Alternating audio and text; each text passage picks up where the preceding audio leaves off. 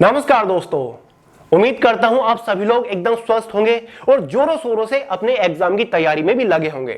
तो फाइनली दोस्तों, जैसे कि आप लोगों से प्रॉमिस किया था, लेकर आ चुका हूं आपके लिए स्पेशली एसएससी एमटीएस एग्जाम के लिए एक और अंतिम प्रहार, जिसमें हम जीके जीएस के टॉप 100 क्वेश्चंस को डिटेल के साथ डिस्कस करने वाले हैं। यहां पर एक क्वेश्चन की वैल्यू 10-10 क्वेश्चन के बराबर है। बस इतना समझ लीजिए दोस्तों, आपको अपने एग्जाम में मैक्सिमम क्वेश्चंस डायरेक्टली इसी मैराथन क्लास से देखने को मिलने वाले हैं। एकदम selected most important most filtered exam oriented questions को हम कवर करने वाले हैं और डिटेल के साथ एक एक क्वेश्चन को कवर करते हुए चलेंगे। केवल पढ़ेंगे नहीं, रटेंगे नहीं, हर एक क्वेश्चन से रिलेटेड फैक्ट्स को समझते हुए चलने वाले हैं। तो दोस्तों, जनरल अवेयरनेस की आज की अंतिम प्रहार मैराथन क्लास आपके एग्जाम में आपकी नैया पार लगा देगी। देखिए दोस्तों, आप लोगों से एक रिक्वेस्ट है, जब भी आप ये मैराथन क्लास देख रहे होंगे ना, आपके हाथ में एक पेन और एक नोटबुक होनी चाहिए। जितने भी इंपोर्टेंट टर्म्स आते हैं, इंपोर्टेंट टॉपिक आते हैं, इंपोर्टेंट फैक्ट्स आते हैं, सभी आपको प्रॉपर नोट डाउन करते हुए चलना है और जस्ट अपने एग्जाम से पहले उन सभी नोट्स को रिवाइज कर लीजिएगा। मजा आ जाएगा, सोने पे सुहागा हो जाएगा। जीएस के अंदर बढ़िया स्कोर आप करके आओगे। तो चलिए दोस्तों, बहुत ज्यादा टाइम वेस्ट नहीं करते, फटाफट आज का मैराथन क्लास शुरू करते हैं।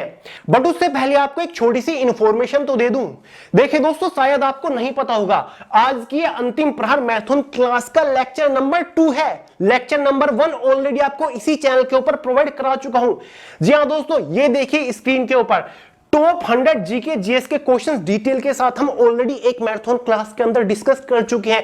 अगर आपने ये मैराथन क्लास अभी तक नहीं देखी, वीडियो का लिंक इसी वीडियो के नीचे डिस्क्रिप्शन बॉक्स में फटाफट देख लीजिएगा। मोस्ट इंपोर्टेंट क्वेश्चन डिस्कस कर रखे हैं, क्लियर है।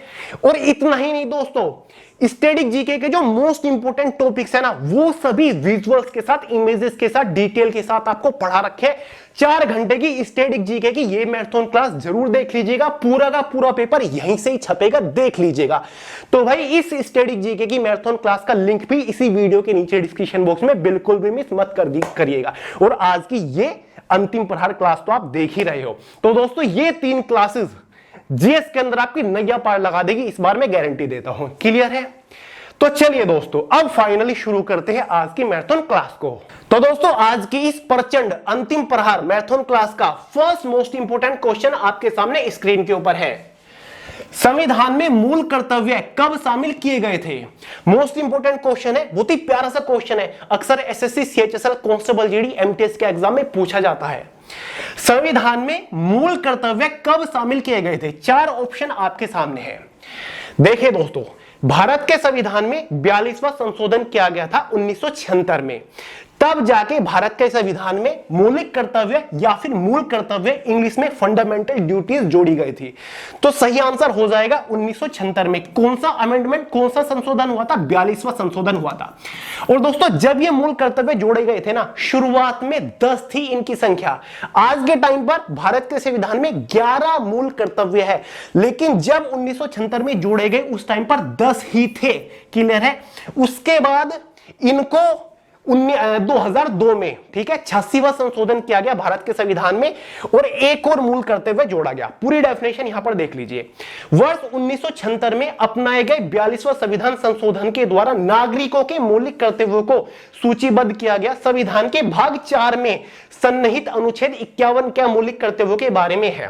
भारत के संविधान के भाग 4 में इनको जोड़ा गया। और मौलिक कर्तव्यों के बारे में कौन सा अनुच्छेद जानकारी देता है? अनुच्छेद 51A। अनुच्छेद 51A, जो अनुच्छेद 51A है ना, उसमें हमें मौलिक कर्तव्यों के बारे में पता चलता है। ठीक है, शुरुआत में इनकी संख्या 10 थी। 2002 में 86वें संविधान संशोधन के जरिए एक और मौलिक कर्तव्य जोड़ा गया, जिससे कुल संख्या 11 हो गई। आज के टाइम पर 11 मौलिक कर्तव्य है भारत के संविधान में। ठीक है, मौलिक कर्तव्य मतलब क्या?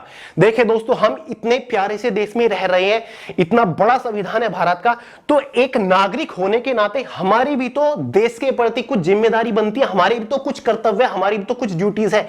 जैसे कि संविधान का पालन करना, उसके आदर्शों, संस्थाओं, राष्ट्रीय गान, राष्ट्रीय ध्वज का सम्मान करना, साथ ही पर्यावरण की रक्षा करना, संविधान की, देश की एकता, अखंडता बनाए रखना, साथ ही उसकी रक्षा करना, ये सारे के सारे हमारे मूल कर्तव्य में आते हैं। क्लियर है दोस्तों? तो यार हमारी भी कुछ जिम्मेदारी है देश के प्रति, वही बताते हैं ये मूल कर्तव्य, जो कि फिलहाल 11 है। समझ गए? मौलिक अधिकार अलग है, जो कि 6 मौलिक अधिकार है, और ये 11 मौलिक कर्तव्य है। समझ गए? 2002 में 86वें संविधान संशोधन के द्वारा जोड़ा गया 11वां, जिसमें क्या है, 6 से 14 साल के बीच में जो बच्चे होते हैं उनको निःशुल्क और अनिवार्य शिक्षा प्रदान करने की जानकारी हमें इस मौलिक कर्तव्य में मिलती है। क्लियर है? नेक्स्ट है क्वेश्चन नंबर 2, भारत में 14 प्रमुख बैंकों का राष्ट्रीयकरण किस वर्ष में किया गया था? देखिए दोस्तों, भारत में एक ऐसा टाइम आया था जब एक साथ 14 बैंकों का, काफी बड़े बैंक थे, उनका नेशनलाइजेशन यानी कि राष्ट्रीयकरण किया गया था। क्लियर है? तो दोस्तों ये किया गया था एग्जैक्टली 1969 में। क्लियर है? 1969 में एक साथ 14 बैंकों का राष्ट्रीयकरण किया गया था। क्लियर है? एग्जैक्ट डेट की अगर हम बात करें, 19 जुलाई 1969 को 14 बैंकों का राष्ट्रीयकरण हुआ था। क्लियर है? इस फैसले को तत्कालीन प्रधानमंत्री और वित्तीय मंत्री इंदिरा गांधी ने लिया था। इस फैसले से वित्तीय मंत्री मोरारजी देसाई इतने नाराज हो गए थे कि उन्होंने अपना पद ही छोड़ दिया था। देखिए दोस्तों, बैंकों की बात आई है, राष्ट्रीयकरण की बात आई है, तो एक और एक्स्ट्रा क्वेश्चन में यहां पर कवर कराना चाहूंगा।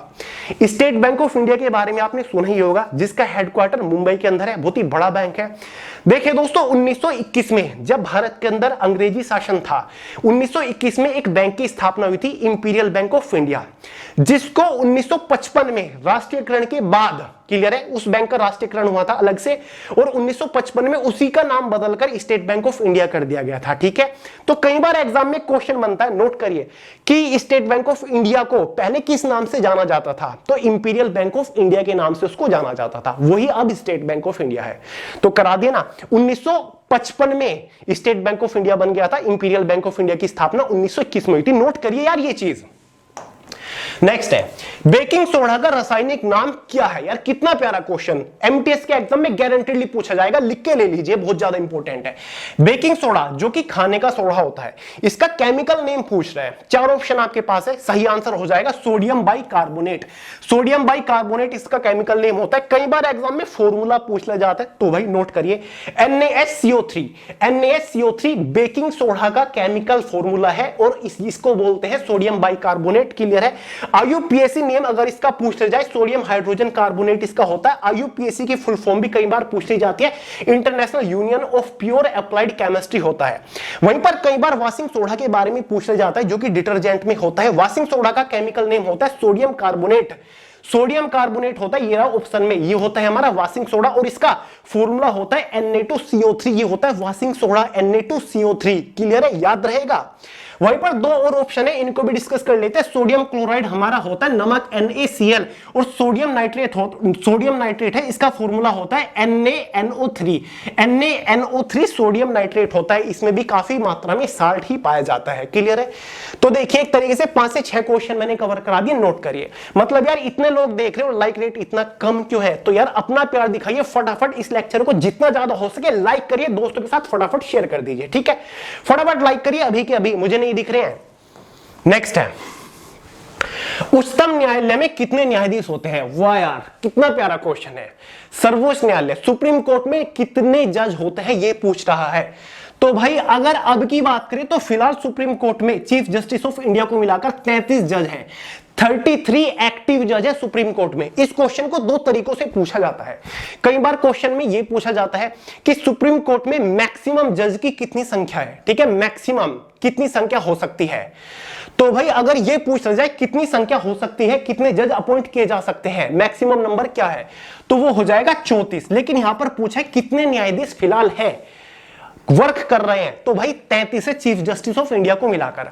अब देखिए दोस्तों, जब सुप्रीम कोर्ट की स्थापना हुई थी, ठीक है, दिल्ली के अंदर, उस टाइम पर केवल 8 जज हुआ करते थे। ये देखिए, अब यह भी पूछा जा सकता है सुप्रीम कोर्ट की स्थापना कब हुई थी। लो भाई देख लीजिए, 28 जनवरी 1950 में सुप्रीम कोर्ट की शुरुआत हो गई थी भारत के अंदर।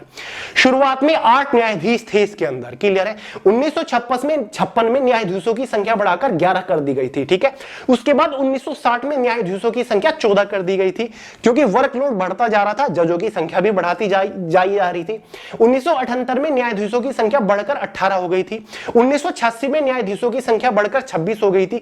2009 में न्यायाधीशों की संख्या 31 कर दी गई थी। और ये क्वेश्चन बहुत बना, काफी सारे लोग के माइंड में तो अब तक 31 ही छपा हुआ है।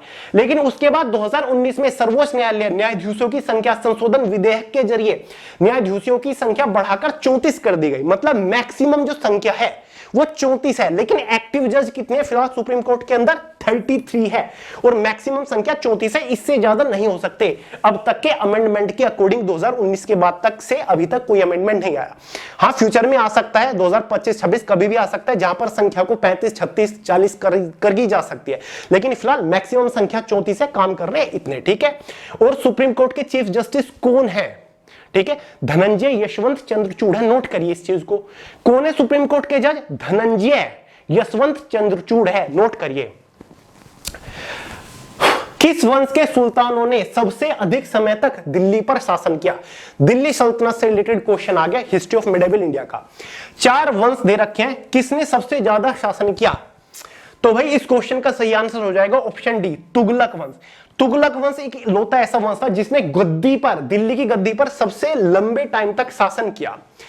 अगर हम बात करें खिलजी ऑप्शन में है, तो खिलजी का जो शासनकाल रहा था वो 1290 से लेकर 1320 तक ही रहा था।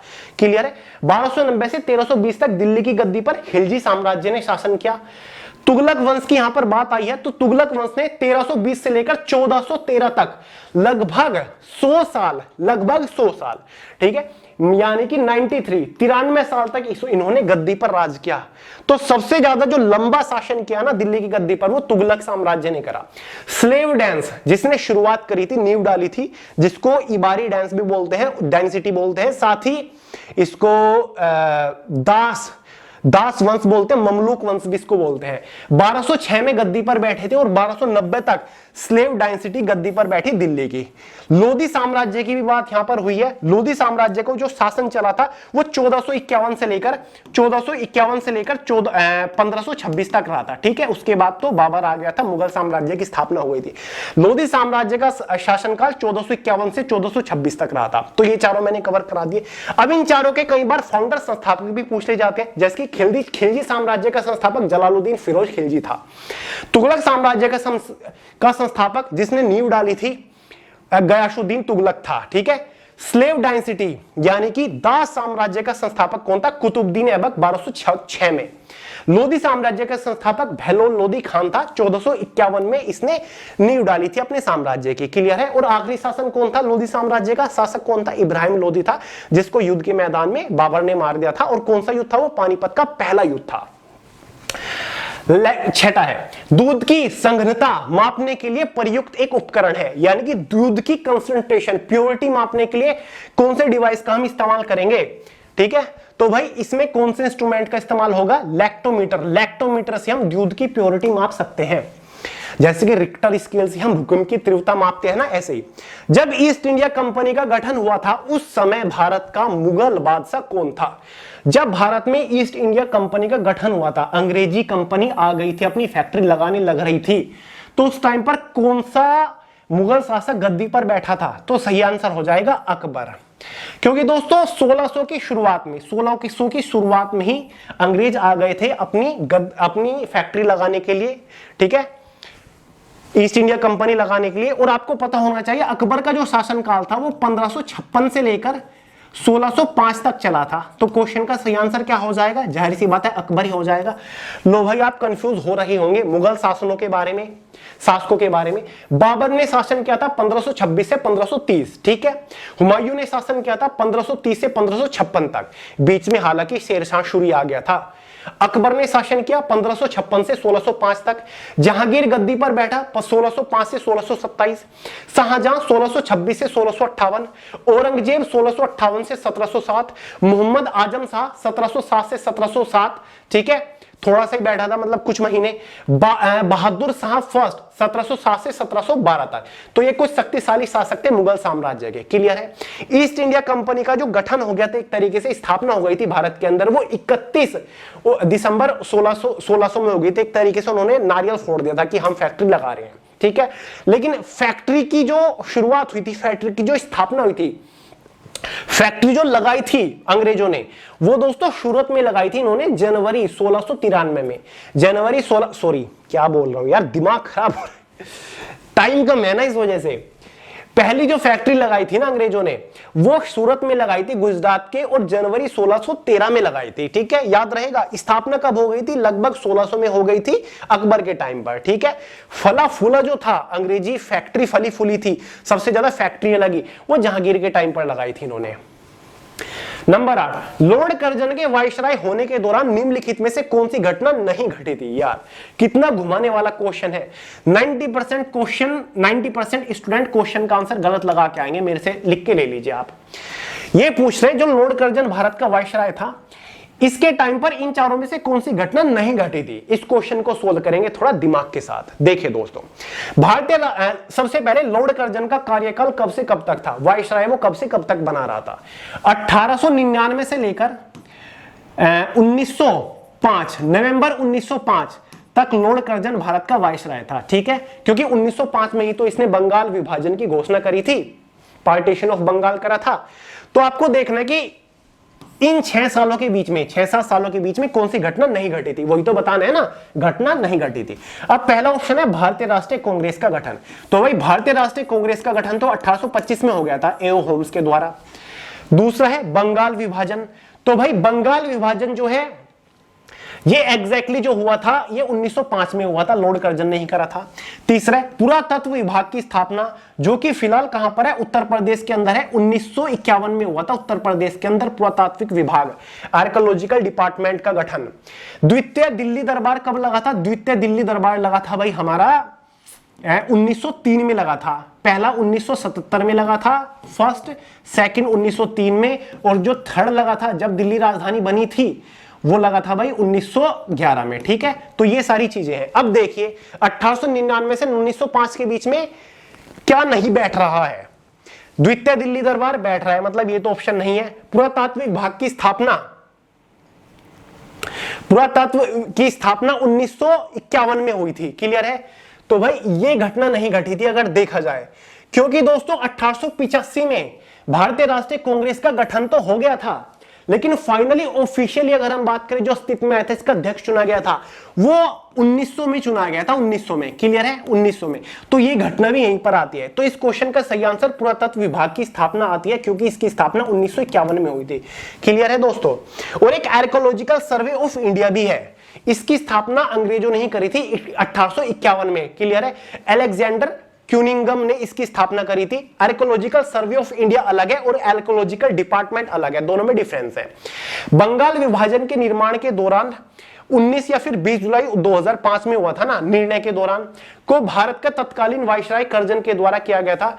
एक मुस्लिम बहुल प्रांत का सर्जन करने के उद्देश्य से ही भारत के बंगाल को 2 भागों में बांट दिया जाने पर निर्णय लिया गया था। बंगाल विभाजन 16 अक्टूबर 1905 से प्रभावित हुआ था। ठीक है, निर्णय कब लिया गया? 19 या फिर 20 जुलाई को, लेकिन इफेक्ट जो हुआ, प्रभाव जो हुआ, फाइनली विभाजन जो हो गया है, पहले बिहार बंगाल सब कुछ एक था ना, झारखंड, तो 16 अक्टूबर को हुआ था। तो क्लियर हो गया इस क्वेश्चन से रिलेटेड आपके सारे डाउट।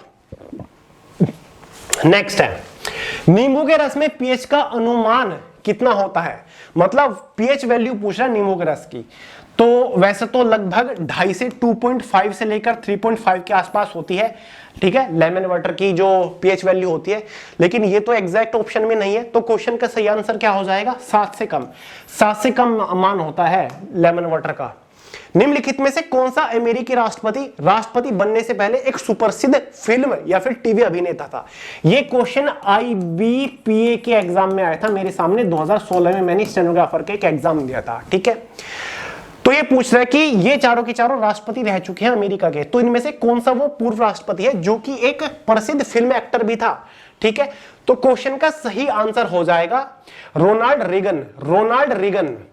क्वेश्चन का सही आंसर है रोनाल्ड विल्सन रीगन, जो कि 6 फरवरी 1991 में गद्दी पर बैठा था, क्लियर है? सॉरी, ये तो उसकी जन्म की तारीख है, ये है, मतलब ये अमेरिका का 40वां प्रेसिडेंट था, 40वां राष्ट्रपति था, और 1981 से 1989 तक ये प्रेसिडेंट रहा था अमेरिका का, और ये एक प्रसिद्ध क्या था? अभिनेता था। उसके बाद जॉन एफ कैनेडी भी ऑप्शन में है, ये 35वां राष्ट्रपति था अमेरिका का, ठीक है। 1961 से 1963 तक ये प्रेसिडेंट बना रहा था और ये यंगेस्ट प्रेसिडेंट था। साथ ही दोस्तों इसमें एक है जेरोल्ड ऑफ फोर्ड, ये अमेरिका का 38वां प्रेसिडेंट था और 1974 से लेकर 1977 तक प्रेसिडेंट बना रहा। रिचर्ड नैक्सन 37वां प्रेसिडेंट था, 1969 से लेकर 1974 तक प्रेसिडेंट बना रहा था। क्लियर है? तो क्वेश्चन का सही आंसर तो हमारा हो जाएगा रोनाल्ड रेगन। भारत में सरकार की संसदीय प्रणाली कहां से ग्रहण की गई है? संसदीय प्रणाली जो है ना, मतलब भारत में 2 सदन है, एक आपका अपर हाउस है, एक लोअर हाउस है, मतलब एक आपका लोकसभा है और एक आपका राज्यसभा है। तो ये जो संसदीय प्रणाली है ये कौन से देश के संविधान से लिया गया? ये तो सबको पता है, भारत को जो संविधान है उसमें काफी सारी चीजें दूसरे देशों के संविधान से भी लिया गया है। तो दोस्तों संसदीय प्रणाली जो ली गई है ना, वो ब्रिटेन यानी कि ब्रिटिश के संविधान से ली गई है। देखिए बाकी की जो चीज है वो भी मैं डिस्कस करूंगा कि अमेरिका के संविधान से क्या लिया गया, रूस के संविधान से क्या लिया गया, स्विस के संविधान से क्या लिया गया। भारत ने यूनाइटेड किंगडम यानी कि ग्रेट ब्रिटेन से सरकार की संसदीय प्रणाली को अपनाया था। भारत में संसदीय प्रणाली अपनाने की वजह क्या थी? भारत के संविधान में सरकार के संसदीय स्वरूप की व्याख्या की गई है। संविधान सभा ने 26 नवंबर 1949 को संविधान को अपनाया था और यह 26 जनवरी 1950 को लागू हुआ था। भारत ने कनाडा, दक्षिण अफ्रीका, जापान, ऑस्ट्रेलिया और अमेरिका जैसे कई देशों से संविधानों में से कई विशेषताएं ली है। नागरिकों को अधिकार देने वाले लिखित विधानों में अमेरिका का संविधान प्रमुख स्रोत है। सोवियत संविधान यानी कि रूस का है जो मौलिक कर्तव्य और आदर्श न्याय, पंचवर्षीय योजना और पंचायती राज, ये सारे के सारे रूस के संविधान से लिया गया है। क्लियर है? भारतीय संविधान में दक्षिणी अफ्रीका के संविधान से संविधान के संशोधन की प्रक्रिया के प्रावधान को उधार लिया गया है। मतलब संविधान में जो संशोधन करने की जो ताकत है वो संसद के पास है। तो ये जो चीज है, ये जो प्रक्रिया है ना, ये कहां से ली गई है? दक्षिणी अफ्रीका के संविधान से ली गई है। नेक्स्ट है क्वेश्चन नंबर 12, निम्नलिखित में से कौन सी भाषा भारतीय संविधान की 8वीं अनुसूची में उल्लेखित नहीं है?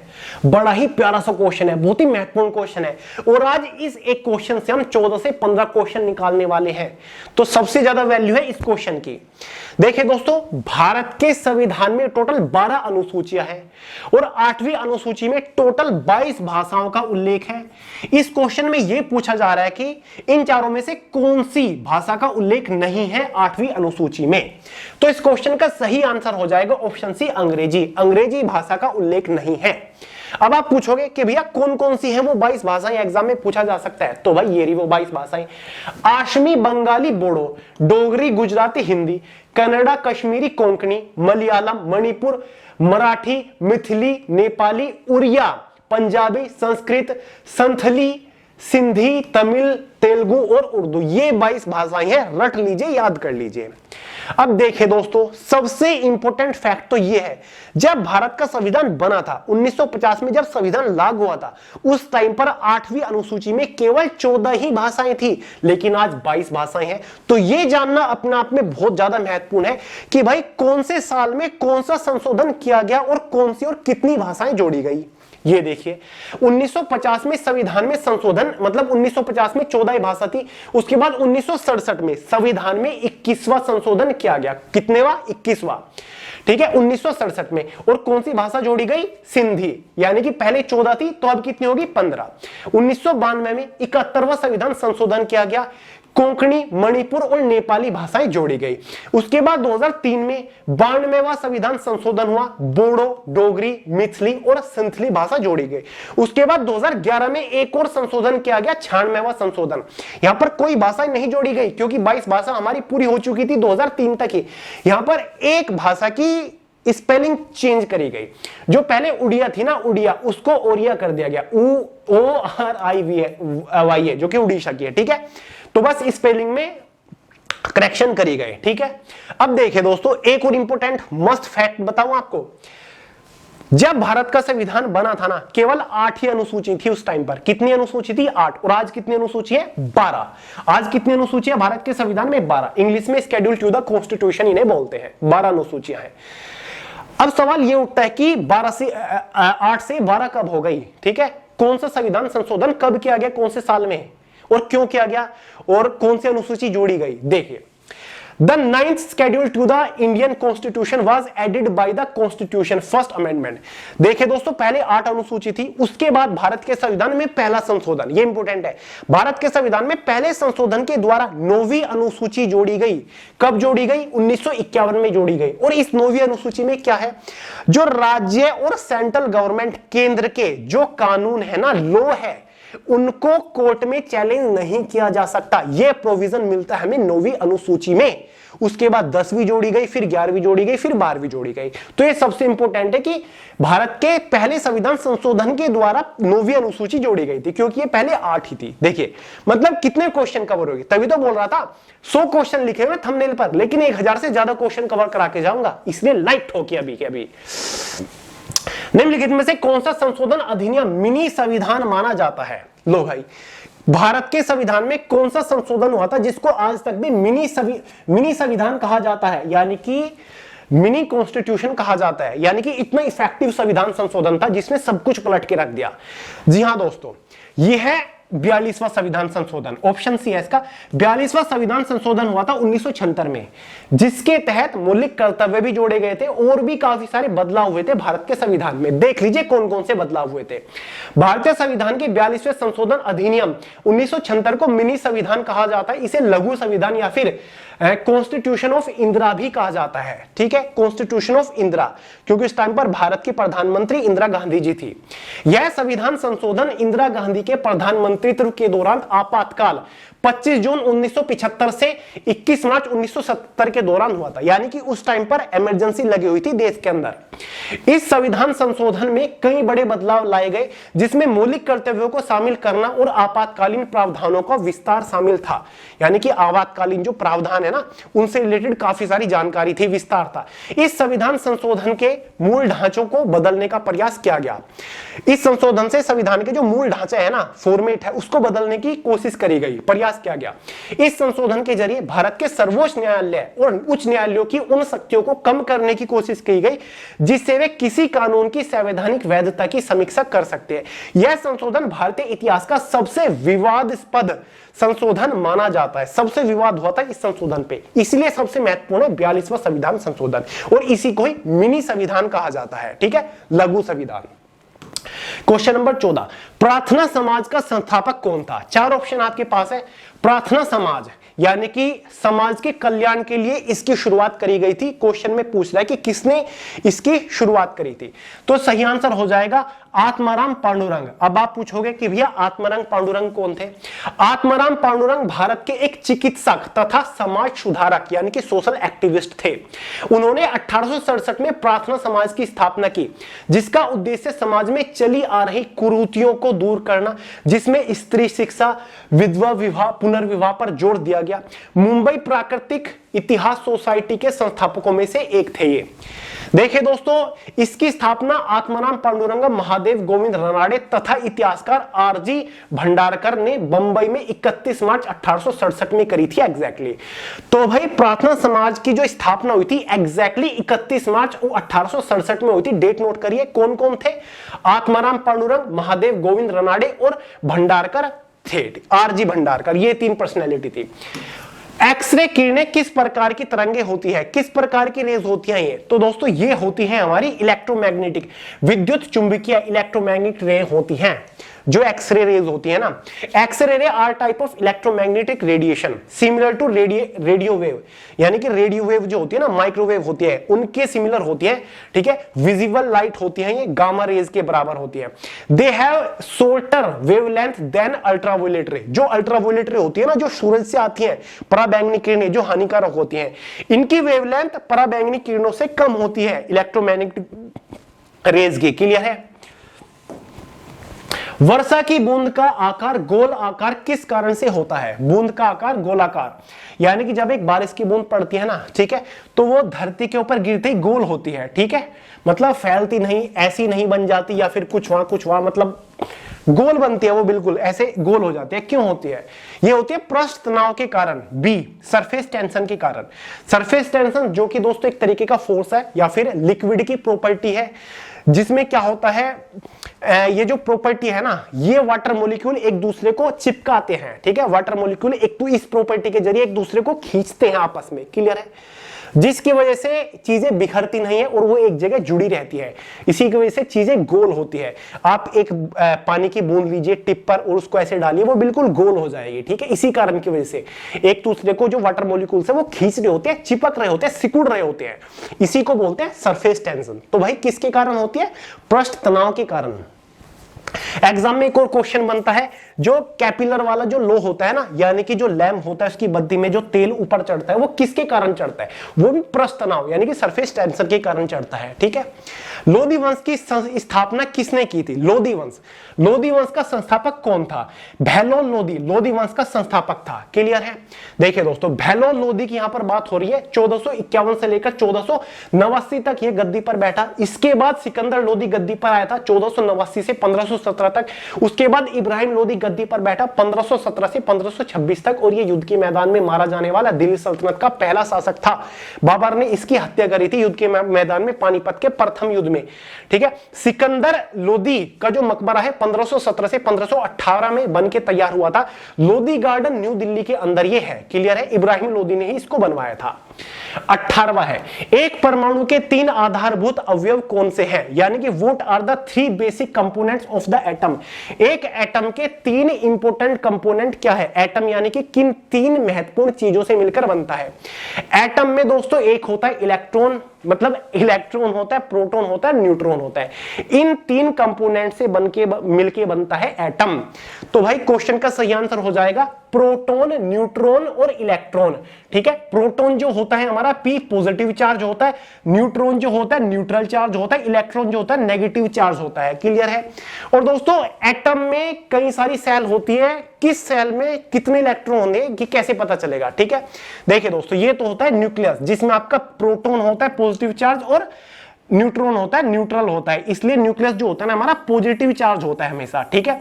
उसकी ये हमारी सेल होती है, ये पूरा एटम बनता है, ठीक है। ये हमारी सेल है, पहली सेल है, दूसरी सेल है, तीसरी सेल है, ठीक है।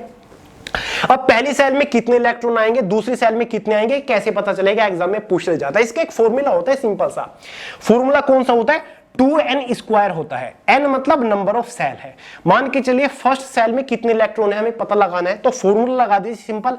2 × n मतलब कौन सी सेल है? 1 सेल है, पावर है 2, तो क्या हो जाएगा? 2 ही हो जाएगा। मतलब पहली सेल में 2 इलेक्ट्रॉन है। अब बात करेंगे दूसरी सेल में कितने इलेक्ट्रॉन है।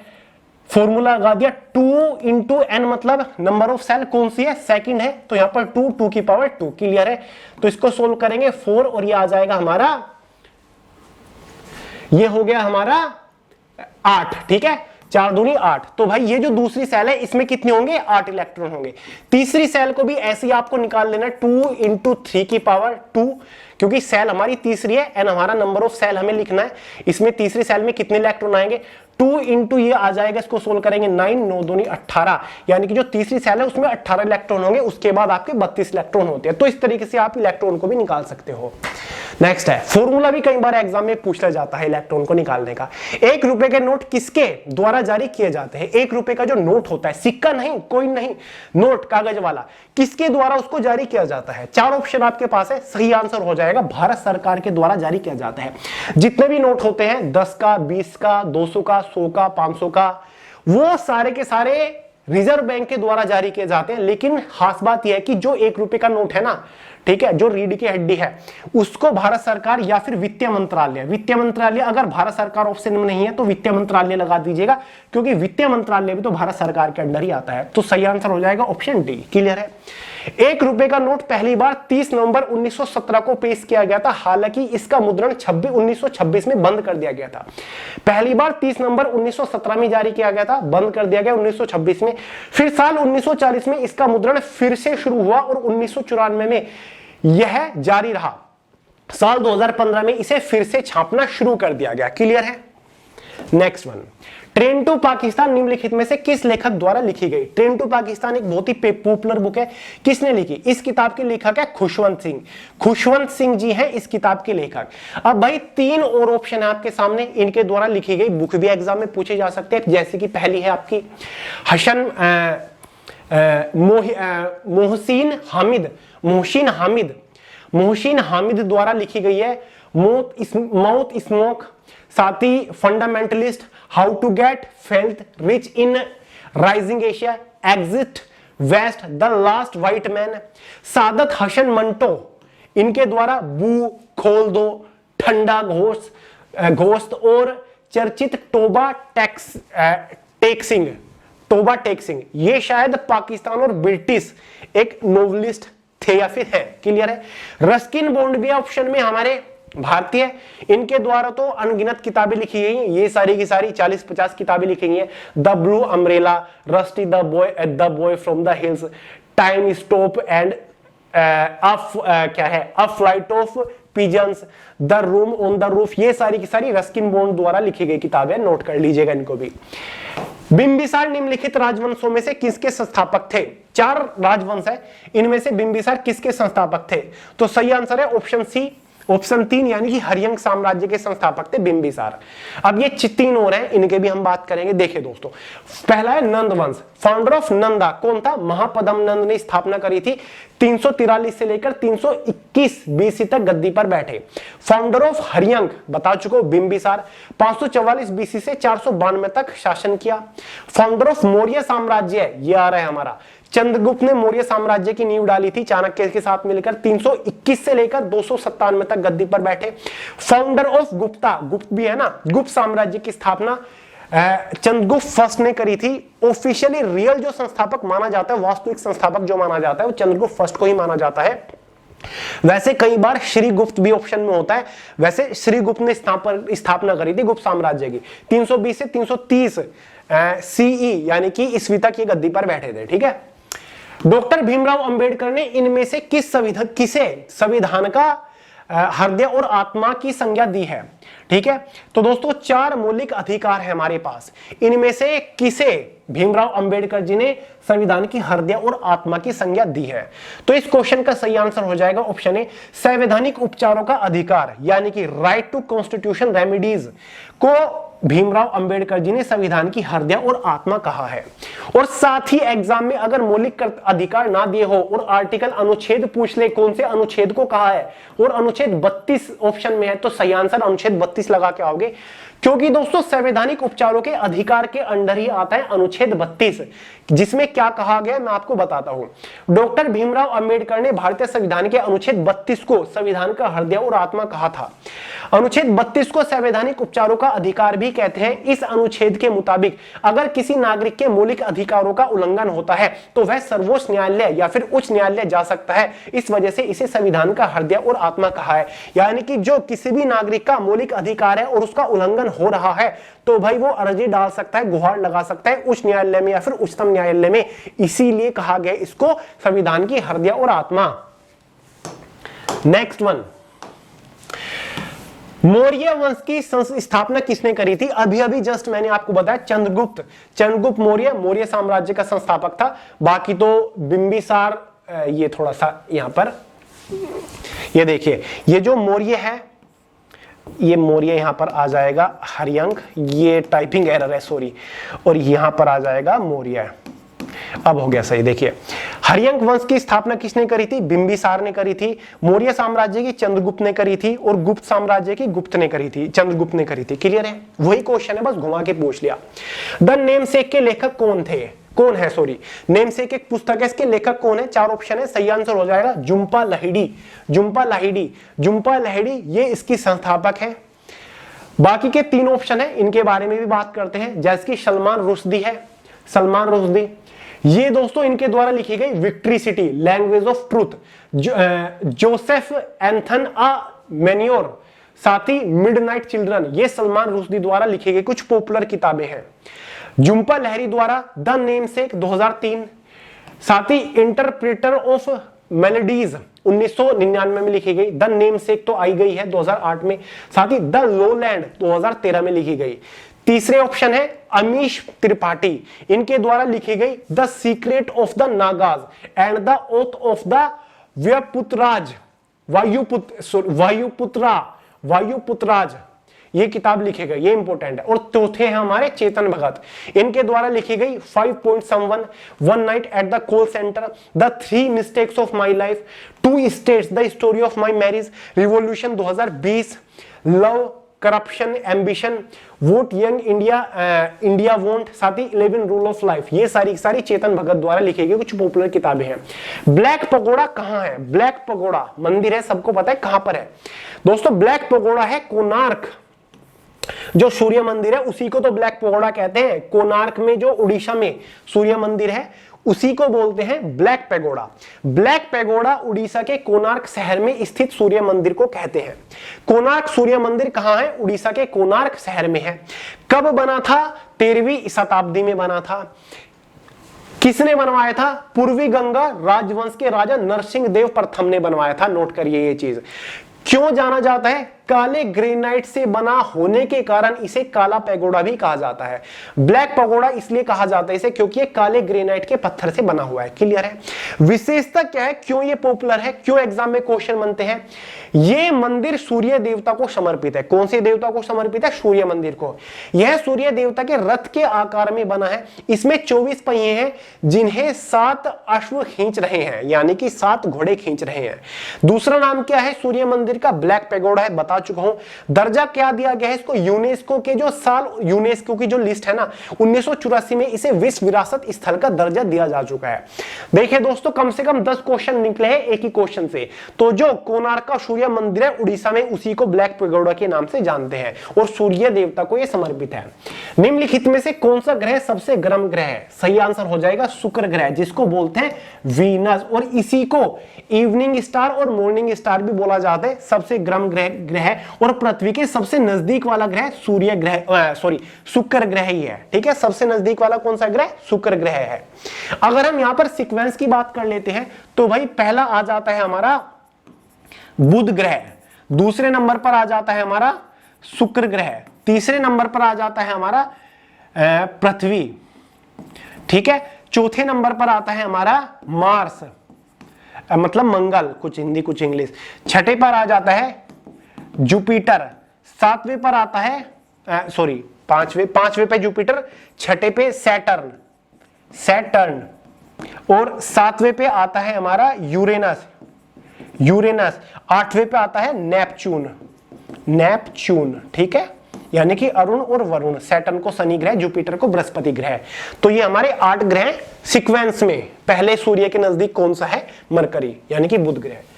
इनमें से कौन सा मुगल वंश का नहीं है, यानी कि कौन सा शासक मुगल साम्राज्य से ताल्लुक नहीं रखता है?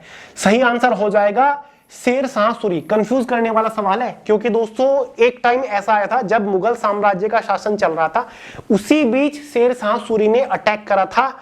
ठीक है, और गद्दी छीन ली थी और सूरी साम्राज्य की स्थापना कर दी थी बीच में ही।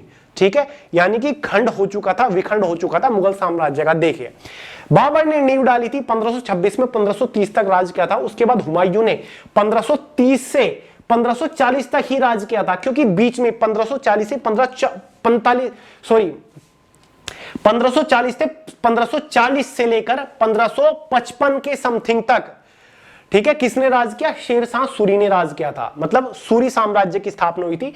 शेर शाह सूरी ने 1540 से 1545 तक गद्दी पर राज किया था। उसके बाद फिर से 1555 में हुमायूं ने अपना शासन वापस ले लिया था। ठीक है, सूरी साम्राज्य के शासक से। अकबर ने शासन किया 1556 से 1605 तक, जहांगीर ने 1605 से 1627 तक, शाहजहां ने 1628 से 1658 तक, औरंगजेब ने 1658 से 1707 तक, मोहम्मद आजम शाह ने 1707 से 1707 तक, बहादुर शाह फर्स्ट ने 1707 से 1712 तक। क्लियर है? भारत में सर्वप्रथम रेलगाड़ी मुंबई से थाने के बीच पहली यात्रा ट्रेन कब चलाई गई? भारत में पहली जो रेलगाड़ी चली थी, सबको पता है, क्वेश्चन में लिख दिया गया, मुंबई से थाने तक चली थी। महाराष्ट्र में ही पड़ता है थाने। तो कब चली थी ये पूछ रहा है। पहली यात्री ट्रेन, मालगाड़ी नहीं, यात्री ट्रेन 1853 में चली थी। कहां से कहां तक का? मुंबई से थाने तक का चली थी। कई बार एग्जाम में पहली टेलीग्राफ लाइन भी पूछ ली जाती है कि पहली टेलीग्राफ कब चालू की गई थी। तो भाई पहली टेलीग्राफ लाइन भी 1853 में ही खोली गई थी। कहां से कहां तक? कलकत्ता से आगरा तक खोली गई थी टेलीग्राफ लाइन। तो भाई पहली रेलगाड़ी के बारे में समझ लीजिए। 16 अप्रैल 1853 को पहली यात्री ट्रेन बोरी बंदर बंबई और ठाणे के बीच में चली थी। भारत में पहली रेलवे 1853 में मुंबई से ठाणे के बीच 34 किलोमीटर की कुल दूरी तय की गई थी, यानी कि 34 किलोमीटर की लाइन बिछाई गई थी, 34 किलोमीटर तक चली थी। यह साहिब, सुल्तान और सिंध नामक 3 इंजनों द्वारा संचालित किया गया था और इसमें 13 गाड़ियां थी, यानी कि 13 बोगियां थी। 13 बोगी वाली ये ट्रेन थी और इंजन के नाम क्या थे? साहिब था, सुल्तान और सिंध। ये 3 इंजनों द्वारा इसको खींचा गया था। क्लियर है? फतेहपुर सीकरी की स्थापना का श्रेय किसे जाता है? फतेहपुर सीकरी आगरा के पास किसने बसाया था? सही आंसर हो जाएगा अकबर। अकबर ने ही इसकी स्थापना करवाई थी। देखिए, फतेहपुर सीकरी की स्थापना का श्रेय मुगल बादशाह अकबर को जाता है। उन्होंने इसे 1571 में बनवाया था। यह शहर आगरा से 37 किलोमीटर की दूरी पर है। यह शहर लाल बालुआ पत्थर से बना है। इसे 1986 में यूनेस्को विश्व धरोहर स्थल घोषित किया गया था। समझ गए? किस सूक्ष्म जीव से एड्स होता है? यानी कि कौन से माइक्रो ऑर्गेनिज्म से एड्स होता है? प्रोटोजोआ से होता है, जीवाणु मतलब बैक्टीरिया से होता है, विषाणु मतलब वायरस से होता है, सेवाल्य मतलब एल्गी से होता है। तो सही आंसर हो जाएगा ऑप्शन सी, वायरस यानी कि विषाणु।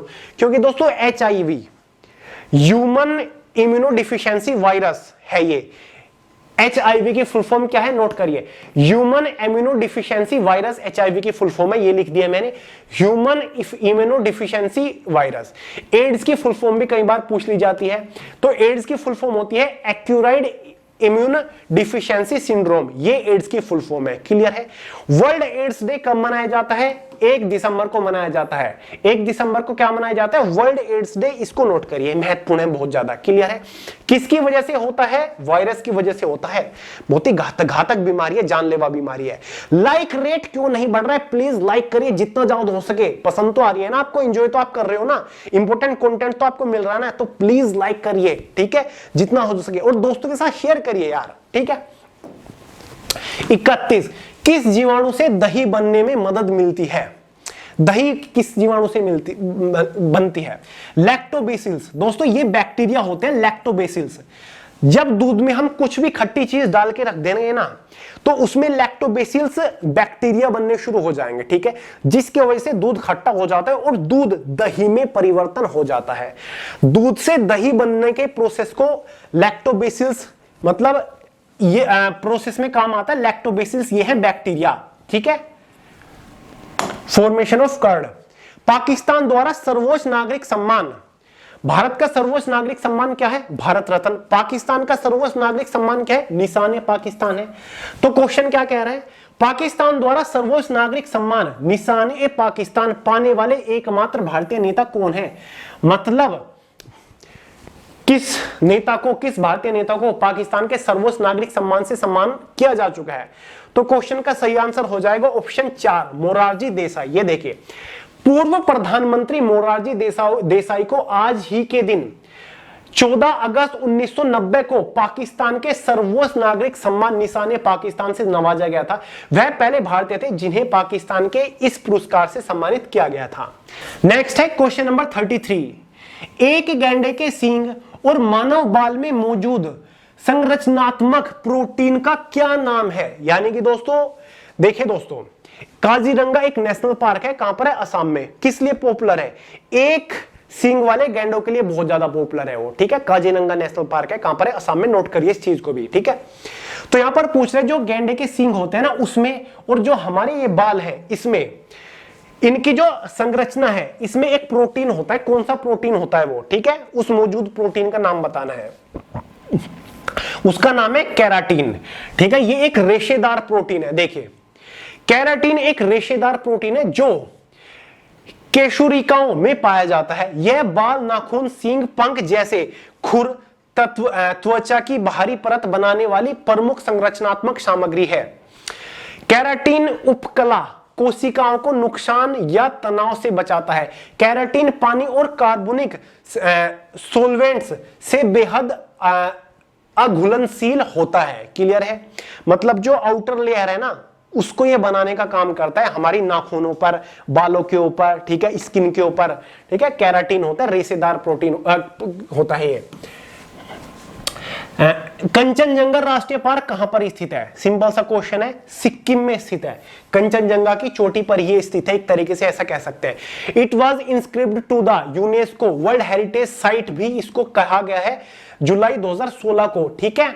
Mixed heritage site of India है ये। यूनेस्को की फुल फॉर्म कई बार पूछ ले जाता है, United Nation Educational Scientific and Cultural Organization है। इसका काम क्या होता है मैं आपको कई बार बता चुका हूं, एजुकेशन पीस को प्रमोट करने का काम ही करती है। इसका गठन 16 नवंबर 1945 में हुआ था, लंदन यूनाइटेड किंगडम में, हेडक्वार्टर पेरिस फ्रांस के अंदर इसका है। कई सारे देशों ने मिलकर इसकी स्थापना करी थी। इसका गठन किया था Bharat, America, France, Brazil, China और भी काफी सारे देशों ने। इसकी जो पेरेंट ऑर्गेनाइजेशन है United nation economic and social council है।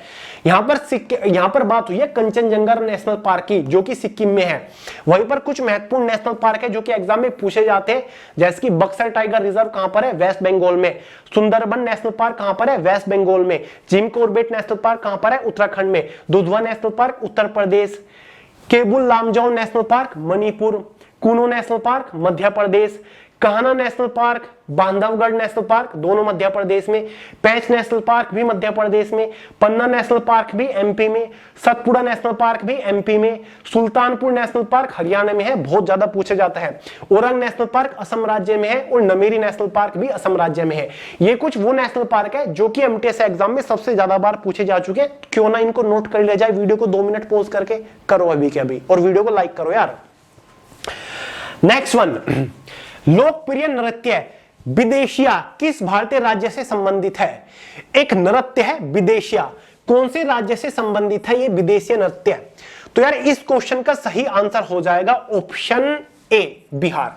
बिहार राज्य से संबंधित है विदेशिया, जो कि बहुत ही पॉपुलर नृत्य है। विदेशी नृत्य को भिखारी ठाकुर ने रच दिया था। भिखारी ठाकुर एक प्रसिद्ध लोक कलाकार और नाटककार थे। विदेशी नृत्य तीज, होली और छठ जैसे त्योहार पर किया जाता है। कहा जाता है कि विदेशी की उत्पत्ति उत्तर प्रदेश के कुतुबपुर गांव से हुई थी। देखिए कितने सारे फैक्ट बताए हैं मैंने आपको विदेशी नृत्य से, जो कि बिहार का एक लोकप्रिय नृत्य है। कुछ इंपोर्टेंट नृत्य हैं जो कि एग्जाम में पूछे जाते हैं, जैसे कि भरतनाट्यम तमिलनाडु का है, कथक उत्तर प्रदेश का है, कुचिपुड़ी आंध्र प्रदेश का है, उड़ीसी उड़ीसा का है, कथकली केरला का है। बहुत सारे लोग कथक और कथकली में कंफ्यूज हो जाते हैं। कथक तो उत्तर प्रदेश का है, कथकली केरला का है। सतिया असम का है, मणिपुरी मणिपुर का है और मोहिनीअट्टम केरला का है, बहुत पॉपुलर है। निम्नलिखित में से सबसे हल्का तत्व कौन सा है? ठीक है, सबसे हल्का तत्व कौन सा आपको बताना है। देखिए दोस्तों, हाइड्रोजन जो है वो सबसे हल्का है। हाइड्रोजन सबसे हल्का है। Hydrogen is the lightest element in the periodic table. पूरे पीरियोडिक टेबल में सबसे हल्का जो एलिमेंट है वो कौन सा है? हाइड्रोजन है। Hydrogen has the simplest atomic structure. Atomic number है हाइड्रोजन का 1, एग्जाम में पूछा जाता है। एटॉमिक वेट है हाइड्रोजन का 1.008 AMU। ठीक है। Abundance, hydrogen is the most abundant element in the universe. ठीक है। बॉन्ड किसके साथ बनाता है? Hydrogen can form bonds with nearly every element. अपने नजदीक के सभी एलिमेंट के साथ ये बॉन्ड बना सकता है। तो सबसे हल्का तत्व जो है वो इनमें से हाइड्रोजन है। लोधी वंश का अंतिम शासक कौन था? लोधी वंश का जो आखिरी शासक था तो भाई वो था इब्राहिम लोधी। फाउंडर एग्जाम में अगर पूछ ले तो बहलोल लोधी सही आंसर लगा के आना है आप सभी को। क्लियर है? देखिए दोस्तों, बहलोल लोधी तो फाउंडर था 1451 में और 1489 तक इसने राज किया। फिर सिकंदर लोधी, फिर इब्राहिम लोधी आता है। ठीक है। 1517 से लेकर 1526 तक ये राज करता है गद्दी पर लोधी साम्राज्य की। क्लियर है? 38, संविधान में मौलिक कर्तव्य किस संशोधन द्वारा जोड़े गए थे? ये क्वेश्चन फिर से घूम के आ गया है। पहला ही क्वेश्चन था आज की मैराथन का, महत्वपूर्ण है ना, इसलिए दोबारा से घूम के आया है। मौलिक कर्तव्य बता चुका हूं, भारत के संविधान में 11 मौलिक कर्तव्य है। 42वां संविधान संशोधन हुआ था एग्जैक्टली 1976 में हुआ था। 1976 में हुआ था। कब हुआ था? 1976 में। और दोस्तों मतलब संविधान के भाग 4 में जोड़ा गया। और कौन से अनुच्छेद में इसके बारे में जानकारी मिलती है? 51A, यानी कि 51 क्या में इसके बारे में जानकारी मिलती है। डेफिनेशन वही है, यहां पर आप पढ़ लीजिएगा। भारत के संविधान में मौलिक कर्तव्यों को 42वें संविधान संशोधन अधिनियम 1976 के जरिए जोड़ा गया था। इस संशोधन के तहत संविधान के अनुच्छेद 51A में 10 मौलिक कर्तव्य जोड़े गए थे। वही बात है, शुरुआत में 10 कर्तव्य जोड़े गए थे, उसके बाद 2002 में 86वें संविधान संशोधन द्वारा एक और 11वां कर्तव्य जोड़ दिया गया था। क्लियर है। आमतौर पर पुस्तक के पीछे आवरण पर पाया जाता है, यानी कि जो कोई भी किताब होती है, एग्जाम्पल के तौर पर हमारी सामान्य रेलवे सामान्य अध्ययन की किताब है, इसके पीछे ये कुछ बना हुआ है, ये देख लीजिए, ये वाला, ये क्या है, ठीक है, क्या पाया जाता है मतलब, तो भाई ये होता है ISBN, ठीक है, ISBN पाया जाता है। इसका मतलब क्या होता है, ISBN का मतलब होता है इंटरनेशनल स्टैंडर्ड बुक नंबर। ये हर एक बुक का एक स्पेशल नंबर होता है। ISBN का मतलब होता है इंटरनेशनल स्टैंडर्ड बुक नंबर, और ये केवल किताबों के पीछे ही पाया जाता है। क्लियर है। अब 3 और शॉर्ट फॉर्म है, इनकी फुल फॉर्म देखिए। ISDN का मतलब होता है integrated service digital network. IRBM का मतलब होता है intermediate range ballistic missile. ICBM का मतलब होता है इंटरकॉन्टिनेंटल बैलिस्टिक मिसाइल। क्लियर है। और दोस्तों एक और, ये ISBN तो किताबों के लिए होता है, जिसका मतलब इंटरनेशनल स्टैंडर्ड बुक नंबर होता है। एक होता है यूपीसी, वो भी इसी टाइप का होता है, दिखने में बारकोड टाइप जैसे ही होता है, ठीक है। यूपीसी का मतलब होता है यूनिक प्रोडक्ट कोड। यूपीसी का मतलब होता है यूनिवर्सल प्रोडक्ट कोड, यानी कि ये प्रोडक्ट के लिए होता है, किसी भी प्रोडक्ट के लिए एक यूपीसी कोड होता है, यूनिवर्सल प्रोडक्ट कोड। और किताबों के लिए होता है international standard book number. Next है 40। यदि राष्ट्रपति त्यागपत्र देना चाहे तो वह अपना त्यागपत्र किसे संबोधित करेगा। 4 ऑप्शन आपके पास है। यदि राष्ट्रपति अपना त्यागपत्र देना चाहे तो वह अपना त्यागपत्र किसे संबोधित करेगा, तो इस क्वेश्चन का सही आंसर हो जाएगा दोस्तों ऑप्शन सी, उपराष्ट्रपति। राष्ट्रपति अपना त्यागपत्र उपराष्ट्रपति को देगा।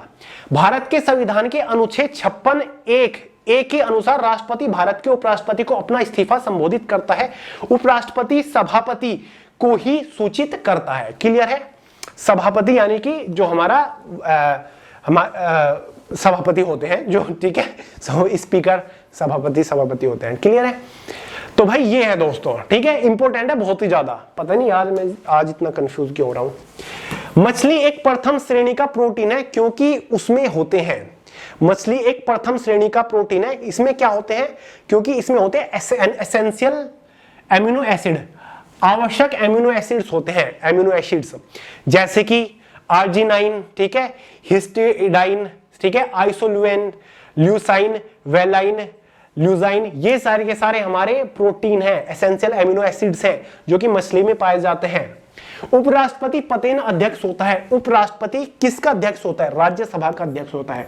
वाइस प्रेसिडेंट जो होता है ना भारत का, वो राज्यसभा का भी अध्यक्ष होता है। कौन है भारत के उपराष्ट्रपति, जगदीप धनखड़ जी हैं। और राज्यसभा के अध्यक्ष कौन है, वो भी जगदीप धनखड़ जी हैं। नेक्स्ट है क्वेश्चन नंबर 43। भारत में एकल नागरिकता की अवधारणा को निम्नलिखित में से किस राष्ट्र के संविधान के आधार पर अपनाया गया है। क्वेश्चन में पूछा जा रहा है भारत के संविधान में एकल नागरिकता का जो प्रावधान है, मतलब एक नागरिक के पास एक ही नागरिकता होगी, ऐसा नहीं कि उसके पास भारत की नागरिकता भी है और किसी और दूसरे देश की भी नागरिकता है, ऐसा नहीं हो सकता। तो ये जो एकल नागरिकता का प्रावधान है ये कौन से देश के संविधान से लिया गया है, तो भाई ये लिया गया है ब्रिटिश के संविधान से। क्वेश्चन का सही आंसर है यूके, यूनाइटेड किंगडम के संविधान से। तो वैसे मैं आपको पहले भी करा चुका हूं कौन से देश के संविधान से क्या लिया गया है, और ब्रिटेन के संविधान से ही जो संसदीय प्रणाली है ना, संसदीय प्रणाली अपनाई गई, यह भी ब्रिटेन के संविधान से लिया गया है। क्लियर है। देखिए दोस्तों, भारत ने कनाडा, दक्षिणी अफ्रीका, जापान, ऑस्ट्रेलिया और अमेरिका और रूस के संविधान से काफी सारी विशेषता ले रखी है। क्लियर है। साथ ही दोस्तों सोवियत संविधान USSR जो कि अब रूस है, मौलिक कर्तव्य और आदर्श न्याय और पंचायती योजना और पंचायती राज की व्यवस्था ले रखी है यहां से। क्लियर है। संविधान में संशोधन करने की प्रक्रिया का जो प्रावधान है वो भारत ने दक्षिणी अफ्रीका के संविधान से ले रखा है। निम्नलिखित में से कौन से अनुच्छेद में समानता का अधिकार का प्रावधान है। समानता का अधिकार यानी कि सभी को समान अधिकार है, नागरिकों के बीच में जाति, धर्म, लिंग को लेकर मतलब भेदभाव नहीं किया जाएगा, क्लियर है, ठीक है, उसी को बोला जाता है समानता का अधिकार, भेदभाव नहीं किया जाना चाहिए। तो क्वेश्चन में पूछ रहा है कि कौन सा अनुच्छेद में समानता का अधिकार का प्रावधान है, यार हंसी भी आ रही है, ठीक है, कौन से अनुच्छेद में समानता का अधिकार है? तो अनुच्छेद नंबर 14, भारत का पहला ही जो अधिकार है ना, मौलिक अधिकार है, वो समानता का अधिकार ही है, ठीक है, 14 से लेकर 18 तक हमें प्रावधान इसमें मिलता है। तो देखिए अनुच्छेद 14 में क्या कहा गया है, कानून के समक्ष समानता का अधिकार है, कानून के समक्ष सबको समान नजरों से देखा जाएगा, एक तरीके से ऐसा हम कह सकते हैं। अनुच्छेद 19 में क्या कहा गया है, भारत के किसी भी हिस्से में निवास और बसने के अधिकार की गारंटी देता है, यानी कि भारत के हर एक नागरिक को पूरा अधिकार है, वो भारत के किसी भी हिस्से में जाकर रह सकता है, निवास कर सकता है। अनुच्छेद 20 में क्या कहा गया है, अपराधों के लिए दोष सिद्ध से जुड़ी सुरक्षा का प्रावधान है, मतलब अगर कोई दोषी पाया जाता है उसको एक दोष के लिए एक ही सजा दी जाएगी, ये नहीं कि उसको 2, 3, 4 सजा वहां पर सुना दी जाएगी, ठीक है, और भी काफी सारी यहां पर अपराध से रिलेटेड है। अनुच्छेद 21 में क्या कहा गया है, जीवन और व्यक्तिगत स्वतंत्रता का अधिकार का प्रावधान, यानी कि राइट टू लाइफ, जीवन का अधिकार एक तरीके से वो अनुच्छेद 21 में आता है। तो मैंने आपको चारों अनुच्छेदों के बारे में बता दिया। 45, यूनिवर्सल मानक समय का आविष्कार किसने किया, यानी कि दोस्तों यूनिवर्सल स्टैंडर्ड टाइम यूएसटी का आविष्कार किसने किया था? फादर ऑफ स्टैंडर्ड टाइम किसको बोला जाता है? Sandford Fleming, father of standard time Sandford Fleming को माना जाता है। ग्रीनविच अगर आपने सुना होगा तो आप इसके बारे में जानते होंगे। 46, आगरा की मोती मस्जिद किसके शासनकाल में बनी थी? आगरा की मोती मस्जिद किसके शासनकाल में बनी थी? तो इस क्वेश्चन का सही आंसर हो जाएगा ऑप्शन बी, यानी कि शाहजहां के शासनकाल में बनी थी। मीना मस्जिद या फिर स्वर्गीय मस्जिद का निर्माण शाहजहां द्वारा 1631 में शुरू हुआ था, 1640 के बीच आगरा के किले में दीन ए खास के पास किया गया था। यह छोटी मस्जिद मुगल राजा शाहजहां द्वारा अपने निजी उपयोग के लिए पूरी तरीके से सफेद संगमरमर से बनवाई गई थी। तो दोस्तों मीना मस्जिद कह लीजिए या फिर स्वर्गीय मस्जिद कह लीजिए, इसका निर्माण शाहजहां ने करवाया था। कब से कब तक बनी थी? 1631 से 1640 के बीच में बनकर तैयार हुई थी। निम्नलिखित में से भारत की सबसे लंबी नदी कौन सी है? भारत की सबसे लंबी नदी इकलौती हमारी प्यारी गंगा नदी है, जिसकी कुल लंबाई 2525 किलोमीटर है। अगर पूरी तरीके से हम देखें, ठीक है, 2525 किलोमीटर के आसपास इसकी पूरी लंबाई बैठती है। भारत के अंदर 2510 किलोमीटर के आसपास है।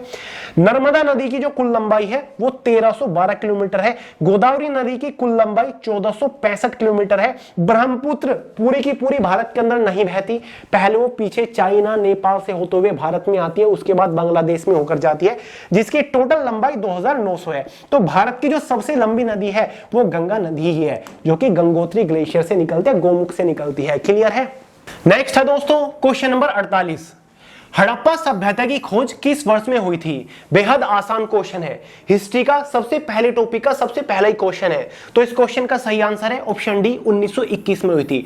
तो दोस्तों हड़प्पा सभ्यता की खोज एग्जैक्टली 1921 में हुई थी। एग्जाम में कई बार यह भी क्वेश्चन बन जाता है कि हड़प्पा सभ्यता की खोज किसके द्वारा की गई थी, या फिर हड़प्पा सभ्यता की खुदाई किसके द्वारा शुरू करवाई गई थी? दयाराम साहनी, नोट करिए, दयाराम साहनी एक आर्कियोलॉजिस्ट थे, ठीक है, इन्होंने हड़प्पा सभ्यता की खोज करी थी और इन्होंने इसकी खुदाई शुरुआत करवाई थी। अब दोस्तों सिंधु घाटी की सभ्यता की एक और साइट थी मोहनजोदारो, उसकी खोज किसने करी थी या फिर इसकी खुदाई किसने शुरू करवाई थी? तो दोस्तों आर.डी. बैनर्जी, नोट करिए, आर.डी. बैनर्जी, ठीक है, उन्होंने 1922 में मोहनजोदारो, ठीक है, मोहन लिख दिया मैंने, इससे ही नोट कर लो, मोहनजोदारो की खोज करी थी 1922 में आर.डी. बैनर्जी ने, और दयाराम साहनी ने हड़प्पा सभ्यता की 1921 में।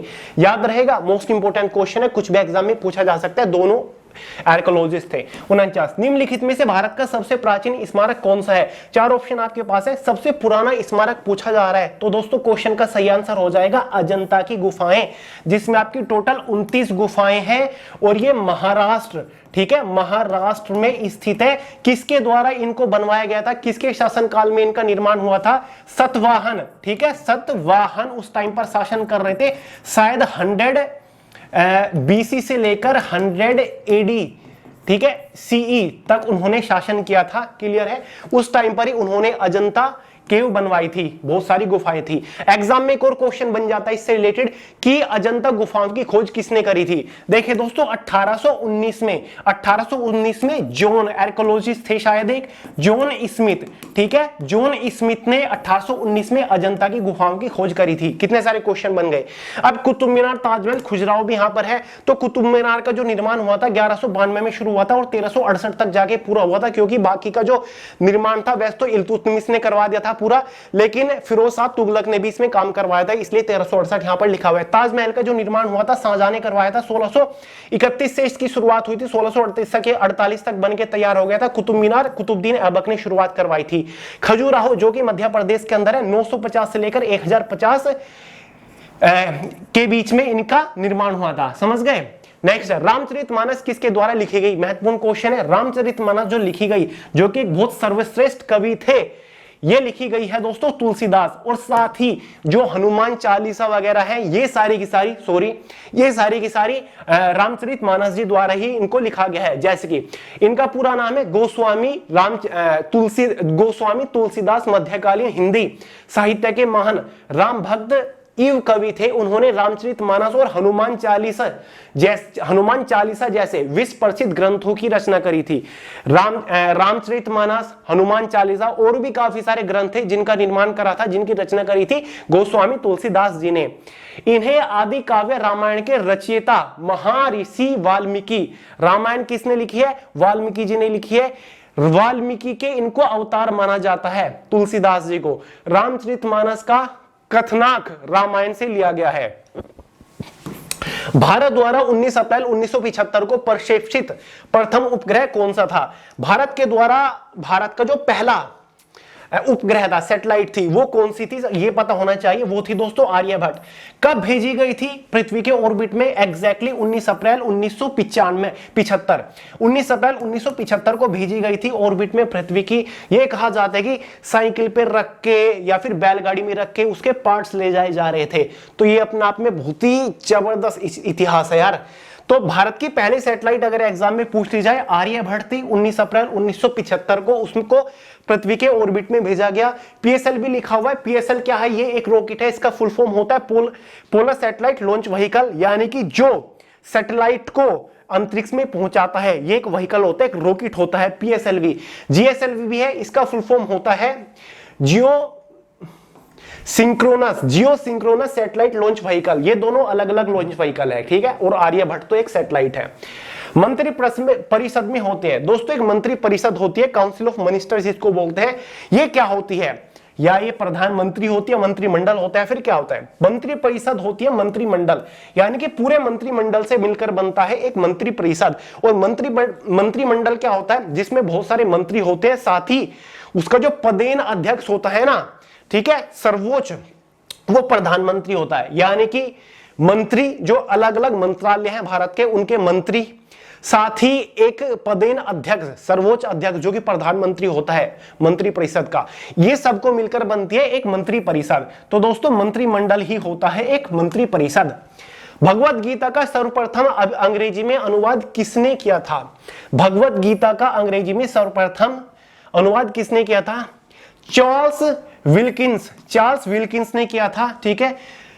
इन्होंने केवल इंग्लिश में, सबसे पहले इंग्लिश में, वैसे तो बहुत बार हो चुका है ट्रांसलेशन, लेकिन सबसे पहले जो भगवत गीता का ट्रांसलेशन हुआ था इंग्लिश में, संस्कृत से इंग्लिश में, तो दोस्तों ये चार्ल्स विल्किंसन ने करा था।